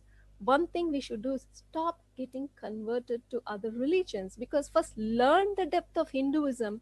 And of course, you have the right to keep everything in front and see which values, which adds value. But when we really see the depth, that knowledge and the experience that Hinduism can give, giving that experience of realizing our true self, that can happen only through Hinduism. And we should be proud of calling ourselves as Hindus rather than associating ourselves, calling ourselves as secular beings. So in every aspect, going back to the source scriptures, Vedas and Agamas, and living as per them. And it is very, very, very easy, practical, and it makes our life blissful and very easy. Whether you want to be a successful businessman or whether you want to become a sannyasi, whatever the goal that we are trying to achieve in life, we have solutions for everything. Nothing needs to be reinvented. We just have to take the books off the shelf, dust them, and start living them in every day of our life. And most importantly, in all of this, putting all of these pieces together is the guru. Having the guru in our life and following his guidance and how to live, which one to take now, and which food or which medicine to take at this point, whether it's a morning or for breakfast or lunch or dinner, it is beautifully guided by the guru. So as we live by the guidance of the guru, we can beautifully live Hinduism practically and having the right pride. And every single one of us need to stand up for the rights of Hindus, because we have kept quiet, because we did not stand up and taken the beatings. We do not have, as of now, unfortunately, we do not even have a place for Hindus to call our own state, our own nation, except KAILASA, which remains as a borderless nation, the only Hindu nation in the world. We have come to this level, but unless we stand up now, we will not have this luxury. Somehow with our generation, we have the knowledge or the punya of our forefathers and the habit of going to temples and some understanding of our scriptures, which we are keeping alive. But our future generation, the second generation, the third generation, definitely unless we do something about it, they are not going to have anything to live, or what is called, to be called as Hinduism, except, Hinduism was a mythology. That is all they're going to have.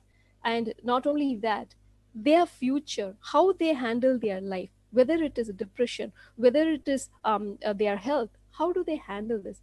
All this science is already given by Hinduism. So it is very, very important that Hindus stand up instead of thinking it is somebody else's responsibility, that Hinduism is an ocean, nothing can happen to it. These are all wrong ideas. Every single one of us is responsible. Unless we stand up, unless we live it, we don't need to go fight with anybody. All we need to do is just live it. Live as per the source. And when we do that, we automatically preserve, revive, and keep Hinduism alive and make it applicable for our future generation, practical for our future generation as well. So thank you for this opportunity. Thank you very much. You have mentioned wonderful two things. One is that we have to know the depth of the ocean. That is what Dr. Radhakrishnan once said, how does their life begins? The Atma. In our religion, all living things have the Atma. According to some other religions, only the human beings have Atma and the rest are living things. They have no Atma at all. So Dr. Radhakrishnan, in one point in time, he said, Atma will finally, at the final stage of this cycle, will reach God. So Paramatma, Jivatma, both will be together. So he made mention God, Paramatma will not send the Atma to the body of these living things. At the same time, these living things like us, you and I, we all of us have the Atma. This Atma in one point in time will go and intermingle with God. So then he asked me, he made mention the body has no power to get the Atma down and start the birth or initiate the birth. Then he said, how does the birth begin? Then finally, Dr. Radhakrishnan said, I don't know. As you have said, it is very deep to understand. So that is one point. The second point, the people are abandoning our religion. There are two factors. One is the pushing factor. We are not treating them. For example, under the caste system, we put some people down and things like that. These are the pushing factors, and pulling factor is something, you know, when the Britishers, the Dutch and the Portuguese and those other people came in, they somehow pressurized our people to give up our culture and things like that. There are two wonderful things you made mention. Without further delay, let me go to Ruby. What does he say? Go ahead, Ruby. Good morning, everyone, and happy Hindu Heritage Month. I'm very proud that Hindu Heritage Month is celebrated in Ontario in the month of November.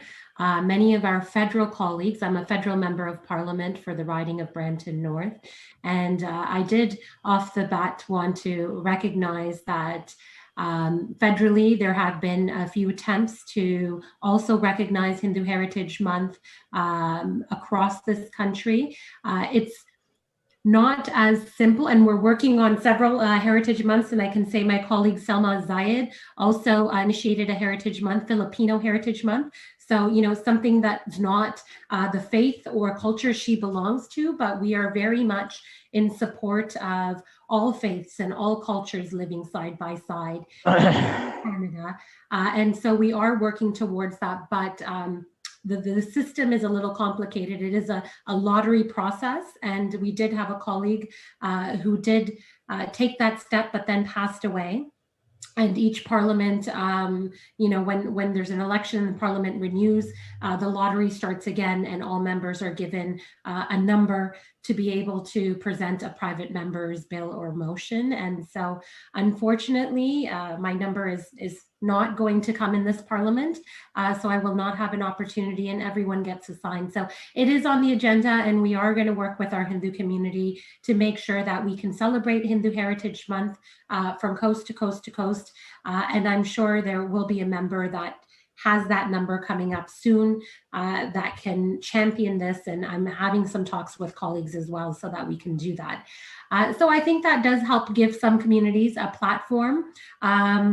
You know, a Heritage Month could mean nothing at all, but a Heritage Month could mean so much to some if the community takes that initiative and then does awareness campaigns, educational campaigns throughout their communities. And I'd like to say that from what I've learned from my Hindu friends growing up here in Canada is that it is a very welcoming faith. And unfortunately, I did hear some things on this call today that didn't sound as welcoming. And my personal opinion is that the faith will remain strong if you continue to be welcoming in your mandars, and you continue to have, of course, don't lose sight of the faith. I think that is always very important.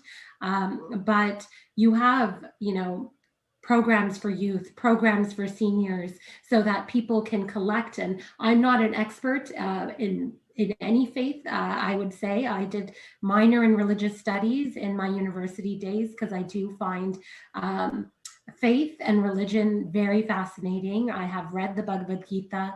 I find, there's a lot to learn from the wisdom and virtues that are taught in every faith across our world. And I don't know if the preservation of Hinduism is necessarily predicated upon having a Hindu-only country. I mean, there are many faiths like Christianity that are still, the most popular faith in the world that has opened their arms to all faiths, has opened their arms to us in many countries. And so I think our strength is in having unity and having acceptance of all. And I think Hinduism has done that the best.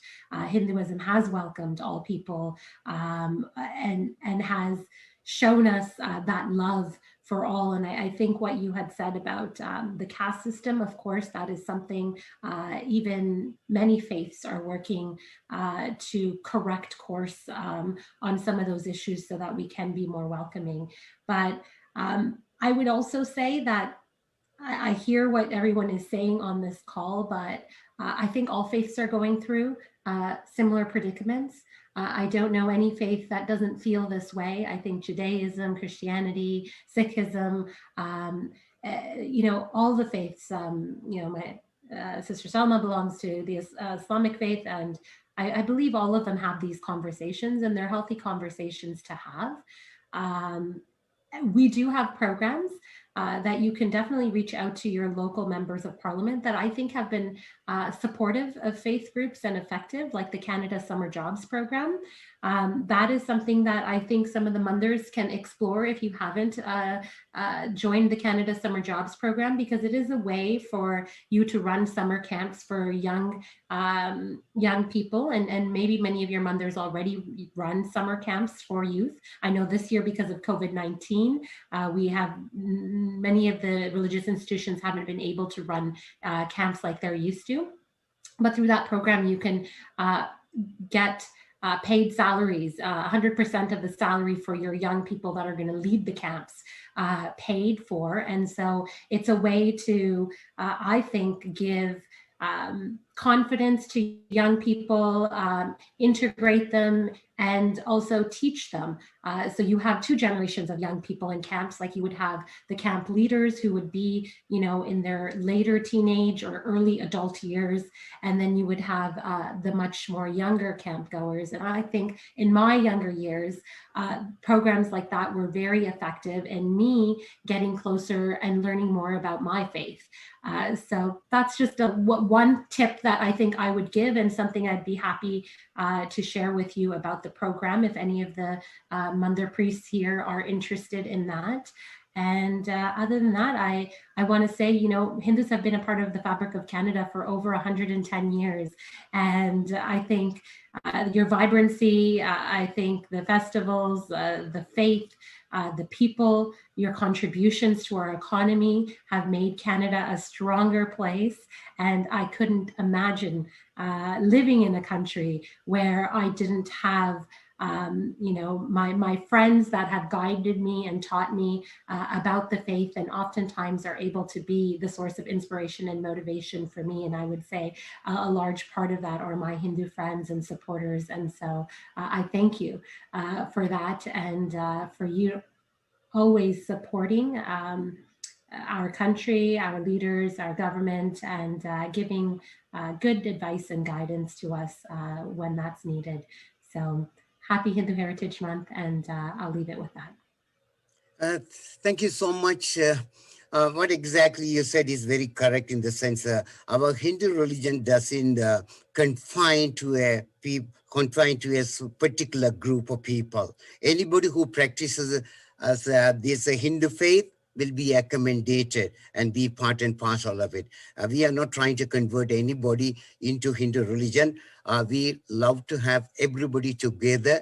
In this sense, for example, November is a very wonderful month, and it is a coincidence when we remember those who lost their life in the First World War. We all, regardless of their religion, their race, or whatever it is, on humanitarian ground, we celebrated. Hinduism is also in the same manner, in the sense anybody, anywhere is practicing in the good faith and doing good thing for others. Be a Hindu. That's a wonderful thing. And Ruby, thank you for your wonderful time.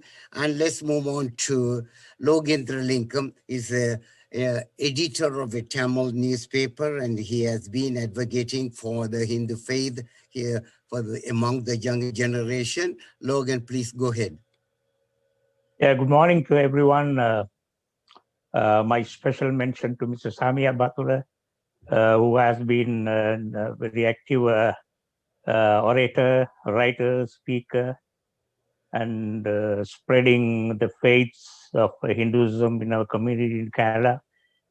But also, I would like to mention our members of Parliament, Ruby and Salma, here, and other Swamis, and I would like to congratulate the Sri Nithyananda Temple in Scarborough, especially Bhaskaran Swami and other sisters there, for organizing this kind of event in order to educate our people. So at the same time, today we are celebrating the Hindu Heritage Day. So I am not a speaker in religious things. I'm a writer, but I have faith. I believe. I spread. When I always believe religion is not for praying, not only for praying or worship, also to learn how to live. So when I go to the temples, even when I go to speak in the temple, I always say, so what happens in our temples, we go and buy a ticket, it's called Archana, buy tickets and we write our names. But when I speak in the temples, I always say, do not worship for your family only. You have to worship for the wealth and health of the other people too, who live around us. It's very important. I always insist this during my speech. So when I go to Rochester Temple, not only I'm going there to worship, no. I meet Karanaya and I spend time Haranaya. I spend some time and I gain knowledge from him. Whenever he says something in 5 minutes, it's an asset. When I come back to Canada, I feel something different. I got something from him today, rather than worshiping in the temple and enjoying the environment. The area, the temple where it's located. So one other thing I would like to mention that learning about the religion or the history of religion or anything. I remember we have in our high school, we had a very strong syllabus for Hindu religion, but we learned that for the examinations. Learning for examinations, learning for finding jobs. But here, most of the speakers in their speeches who spoke before me, all are very, very informative and valuable, and it's our people to know about the concepts of the speeches I heard. So what we do, we memorize during our school days, Thevaram, Tiruvasagam. Even Tiruvasagam, we learn and we had to write the meaning. What we learn, what is there. But after the school, most of the people, they forget. So it shows that we learn the religion only for exams or to find marks to find jobs. That's all. But listening to this kind of seminars or events, participating in these kind of events, it's most important. So I am very thankful to the Scarborough Swami Nithyananda Pidam, the active members of the temple, and I would like to thank all other panelists who had already spoken, and many others to come to share their views and faith. So I will be here to listen over. Thank you for the opportunity. Thank you all. Thank you, Logan. You have made wonderful thing in the sense, for example, we believe in rebirth. Who knows, your forefathers would have been my children. My children would have been, my children in future would have been somebody else's family. As you have said, we should not be confined in a narrow circle of a smaller family. Rather, we have to think globally. That's a very wonderful thing that we advocate for others from Hindu religion. Salma, I have learned a lot of things from Islam. For example, as one of the speakers mentioned in one point in time, we compromise with the Western culture along with our philosophies. For example, when you fast, I observed when the sun sets, let's say today at 4:45, you break your fasting, or you just start the fasting or whatever it is, you observe, you practice it accordingly, not compromising with that. So I love that kind of practice. And in fact, in some of my TV shows and radio shows, I made mention we have to look at the Islamic people. We should not compromise and say at 12 o'clock the day begins and let's say at 6 o'clock starts or ends. We have to be like what the Islamic people doing during the Ramadan. Please go ahead with your perception of Hinduism. Salma? Sorry, I was on them. It's okay. Good morning, everyone. Namaste. It's really a pleasure to join you all as we celebrate Hindu Heritage Month here in Ontario. It's really great to be among friends. I'm joined, and you heard from one of my colleagues, Ruby Sohuta, Member of Parliament from Brampton.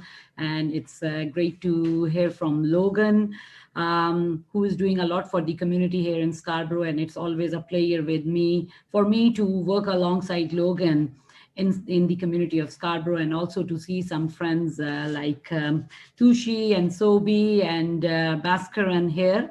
So as we all come together to celebrate, as we are coming towards the end of month of November and celebrate Hindu Heritage Month, I think it's really very important for all of us to remember that every religion is welcoming, and every religion, the basic, I am really honored to represent people of Scarborough, where people of different faith, different cultures have come and called Scarborough as their home.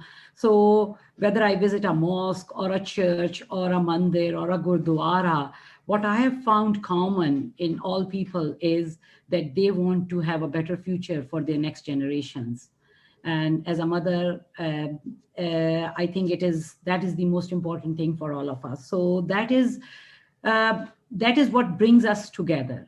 So as Member of Parliament for Scarborough Centre, and many of you know, and many of you have been part of those events, I brought in Scarborough Centre Multi-Faith Council in order to bring people together. So that's a great organization. Like we work all, and community leaders of all faiths come together in that, and we have organized many events. We have done visits to temples, we have done visit to mosque, church, and the organizing committee in respective religious institutions have given a tour to all the multi-faith leaders, and we have learned from each other. I have learned about other religions. And I think every religion teaches us to be good human beings at the end of the day. And I think that is the most important thing. And especially as we all try to navigate through this pandemic, I think it makes it more important to learn about each other, to lean on each other, to think about our friends, neighbors, regardless of the culture or the religion they practice. So this is what I think will bring us together, and this is how we can get through events like pandemic there, because we need a Team Canada approach to get through this, and that will only be possible if we all come together. So I'm always honored to be friends with the people from the Hindu community. Hindu culture is such a rich and vibrant culture, and the contributions of the Hindu community for the Canadian society are awesome in its depth and breadth. The earliest records of Hindu immigrants to Canada date back to 110 years in British Columbia. So, but now we will find Hindus in nearly every corner of this country, from coast to coast to coast. In my riding of Scarborough Centre, I'm really proud to work with many Hindu individuals and organizations that are serving the community in various ways. I have seen during this pandemic that they have been there in the forefront. You are the health workers, frontline workers that have put their life on risk to serve the others during this pandemic. They are business owners, essential workers, and professionals that strive hard to continue serving the public and keeping the economy working. You are the homemakers, students, family members who are helping your neighbors in need, doing your part to prevent the spread of the virus by wearing masks, social distancing, and whatever it takes. So this pandemic has drastically altered the way we live, but rather than let it darken our lives, I think it is important that we use this pandemic to let the best in each one of us shine through. So right now, I think the need of the hour is that we all come together and make sure that we are there to help those who need an extra helping hand. And as my friend Om Nithyananda Paramashivoham Om Nithyananda Paramashivoham Om Nithyananda Paramashivoham Om Nithyananda Paramashivoham Om Nithyananda Paramashivoham Om Nithyananda Paramashivoham Om Nithyananda Paramashivoham. Their culture is, where their roots are, and what religion they practice, how their forefathers came to this country. So it's important that we celebrate each other's culture. So I have very good friends from the Hindu community who have been there alongside me in all the endeavors I've taken in my life, in my political journey. Always I rely on a lot of friends who are from different faiths and many people from the Hindu community. So it's great to know you all also, and I want to take this opportunity to thank all of you because I've seen many of you very closely in Scarborough, the work which you are doing for the community, giving back to the community. So thank you for that. And I look forward to working alongside you to make sure that we build a better country, build a better community here in Scarborough and everywhere. So wish you all the best. Stay safe, take care of your loved ones, and we will definitely get through this difficult times in our life together. And I also want to mention that I think as a government, we should be very proud of ourselves that we have a very diverse representation at the House of Commons. people from different faiths are represented there.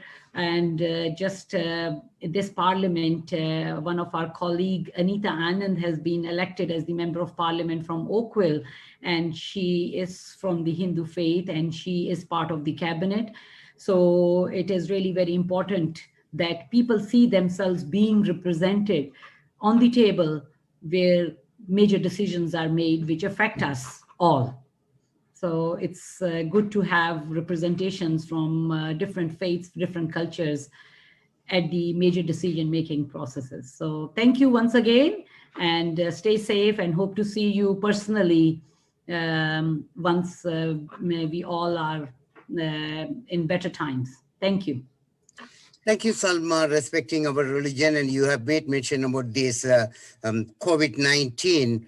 Actually, we pray for those who are affected by the disease, and then those who lost their beloved ones. And there is only one consolation from Hindu religion is the soul is neither being created by birth nor destroyed by the death. The soul is somewhere. We pray for that. And lastly, we have 2 minutes to go. If anybody wants to give any other comments, please come forward. Thank you.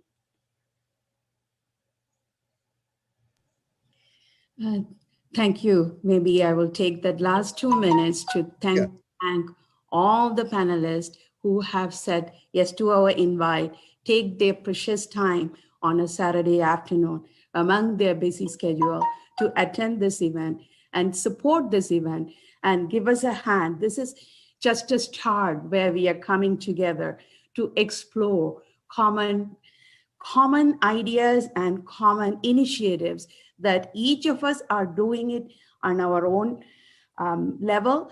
But as a coming together in a larger community, certainly we can contribute much more to the community as well as the next generation to come.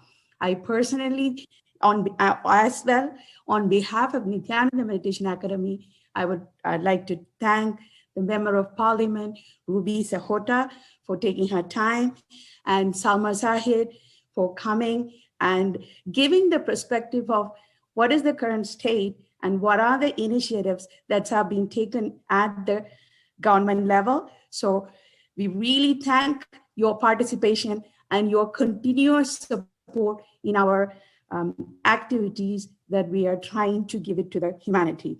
And again, I would like to thank the Honorable Rubinath Sharma. He is the president of the Hindu Federation, taking his time and coming share his ideas and what we need to do. Same thing goes along to respected Haranaya. I have been to his temple and seen the precise way the rituals are taught. So very inspired by you. So thank you so much for taking your time and coming to this event. And now certainly Logan, he is one of the chief editor in the local community newspaper. He helps us whenever we need to reach out to our community. So as a media person, he plays a great role and supporting us in our every initiative. So thank you, Logan. And last but not least, our Swamis, Jnanatma Swami, who didn't get to speak. So sorry, Ma, the time ran out. And next time, since this was the first event we put together with larger panelists, so the timing didn't really go well. But next time we would love to hear your perspective, because we know you have so much passion and enthusiasm to share what you stand for. Thank you. What is more important is everybody got a chance to share their views, and we were able to discuss and present about Hinduism. That is what is most important, and I think we achieved that goal pretty well today. So thank you so much for inviting. It was actually wonderful to be a part of this panel. Thank you so much, Ma. And now Premadma Swami, thank you for ironing out all the things that we can put forward for our next generations. What are the ideas about our true Hinduism is? So thank you, everyone. Thank you so much. And few of the member of parliament, they were not able to come to the event, because of their previous commitment, because we put this event in a very short time due to all the COVID situations and whatnot. But certainly we would like to project. They have extended their greetings as a letters. So we definitely want to project that and thank them in this panel as well. So the operator, would you be able to project the, yes. So this is from Honorable Minister Mary Young. She is from the Markham Thornhill riding, and she is extending her greetings to this event and certainly recognizing the contribution what Nithyananda Academy is trying to do to bring the Hindu community together and do more of the outreach work. And the next parliamentarian is,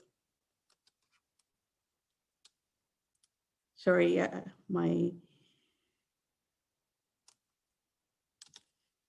Sonia Sidhu.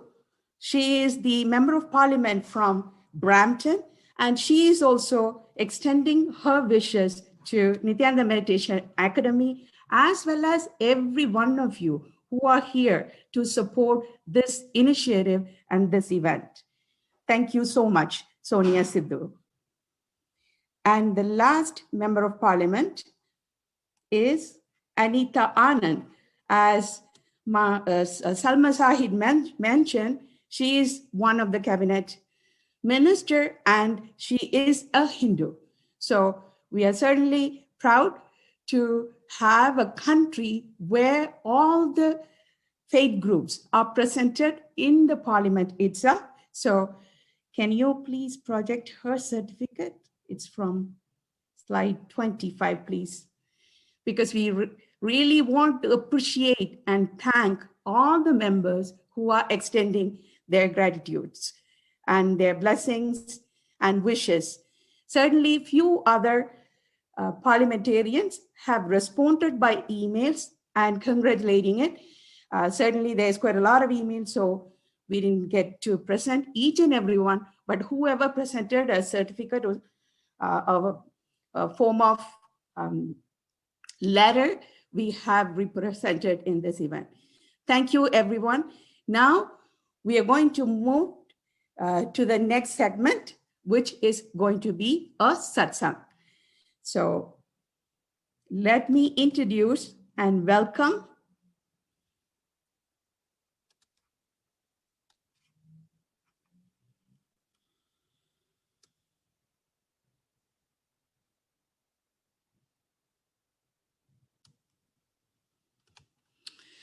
our beloved Swamiji himself. We call him Swamiji, but I should introduce him with all what he has contributed to the humanity at large. We are delighted and honored to welcome the Supreme Pontiff of Hinduism, Jagatguru Mahasannidhanam, His Divine Holiness, Bhagavan Nithyananda Paramashivam. He is the reviver of KAILASA, the ancient enlightened civilization, the great cosmic borderless Hindu nation that created the world's largest Hindu university, thousands of Sarvanya Pedams, and world-only Hindu Reserve Bank. Without further ado, let's welcome and listen in what His Divine Holiness has to share for Hindu Heritage Month. Thank you, Nithyananda.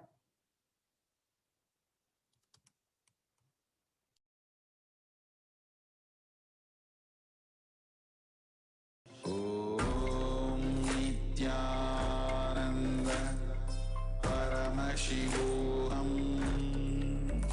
Om Nithyananda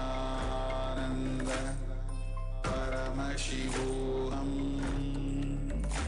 Om Nithyananda Paramashivoham. Om Nithyananda Paramashivoham.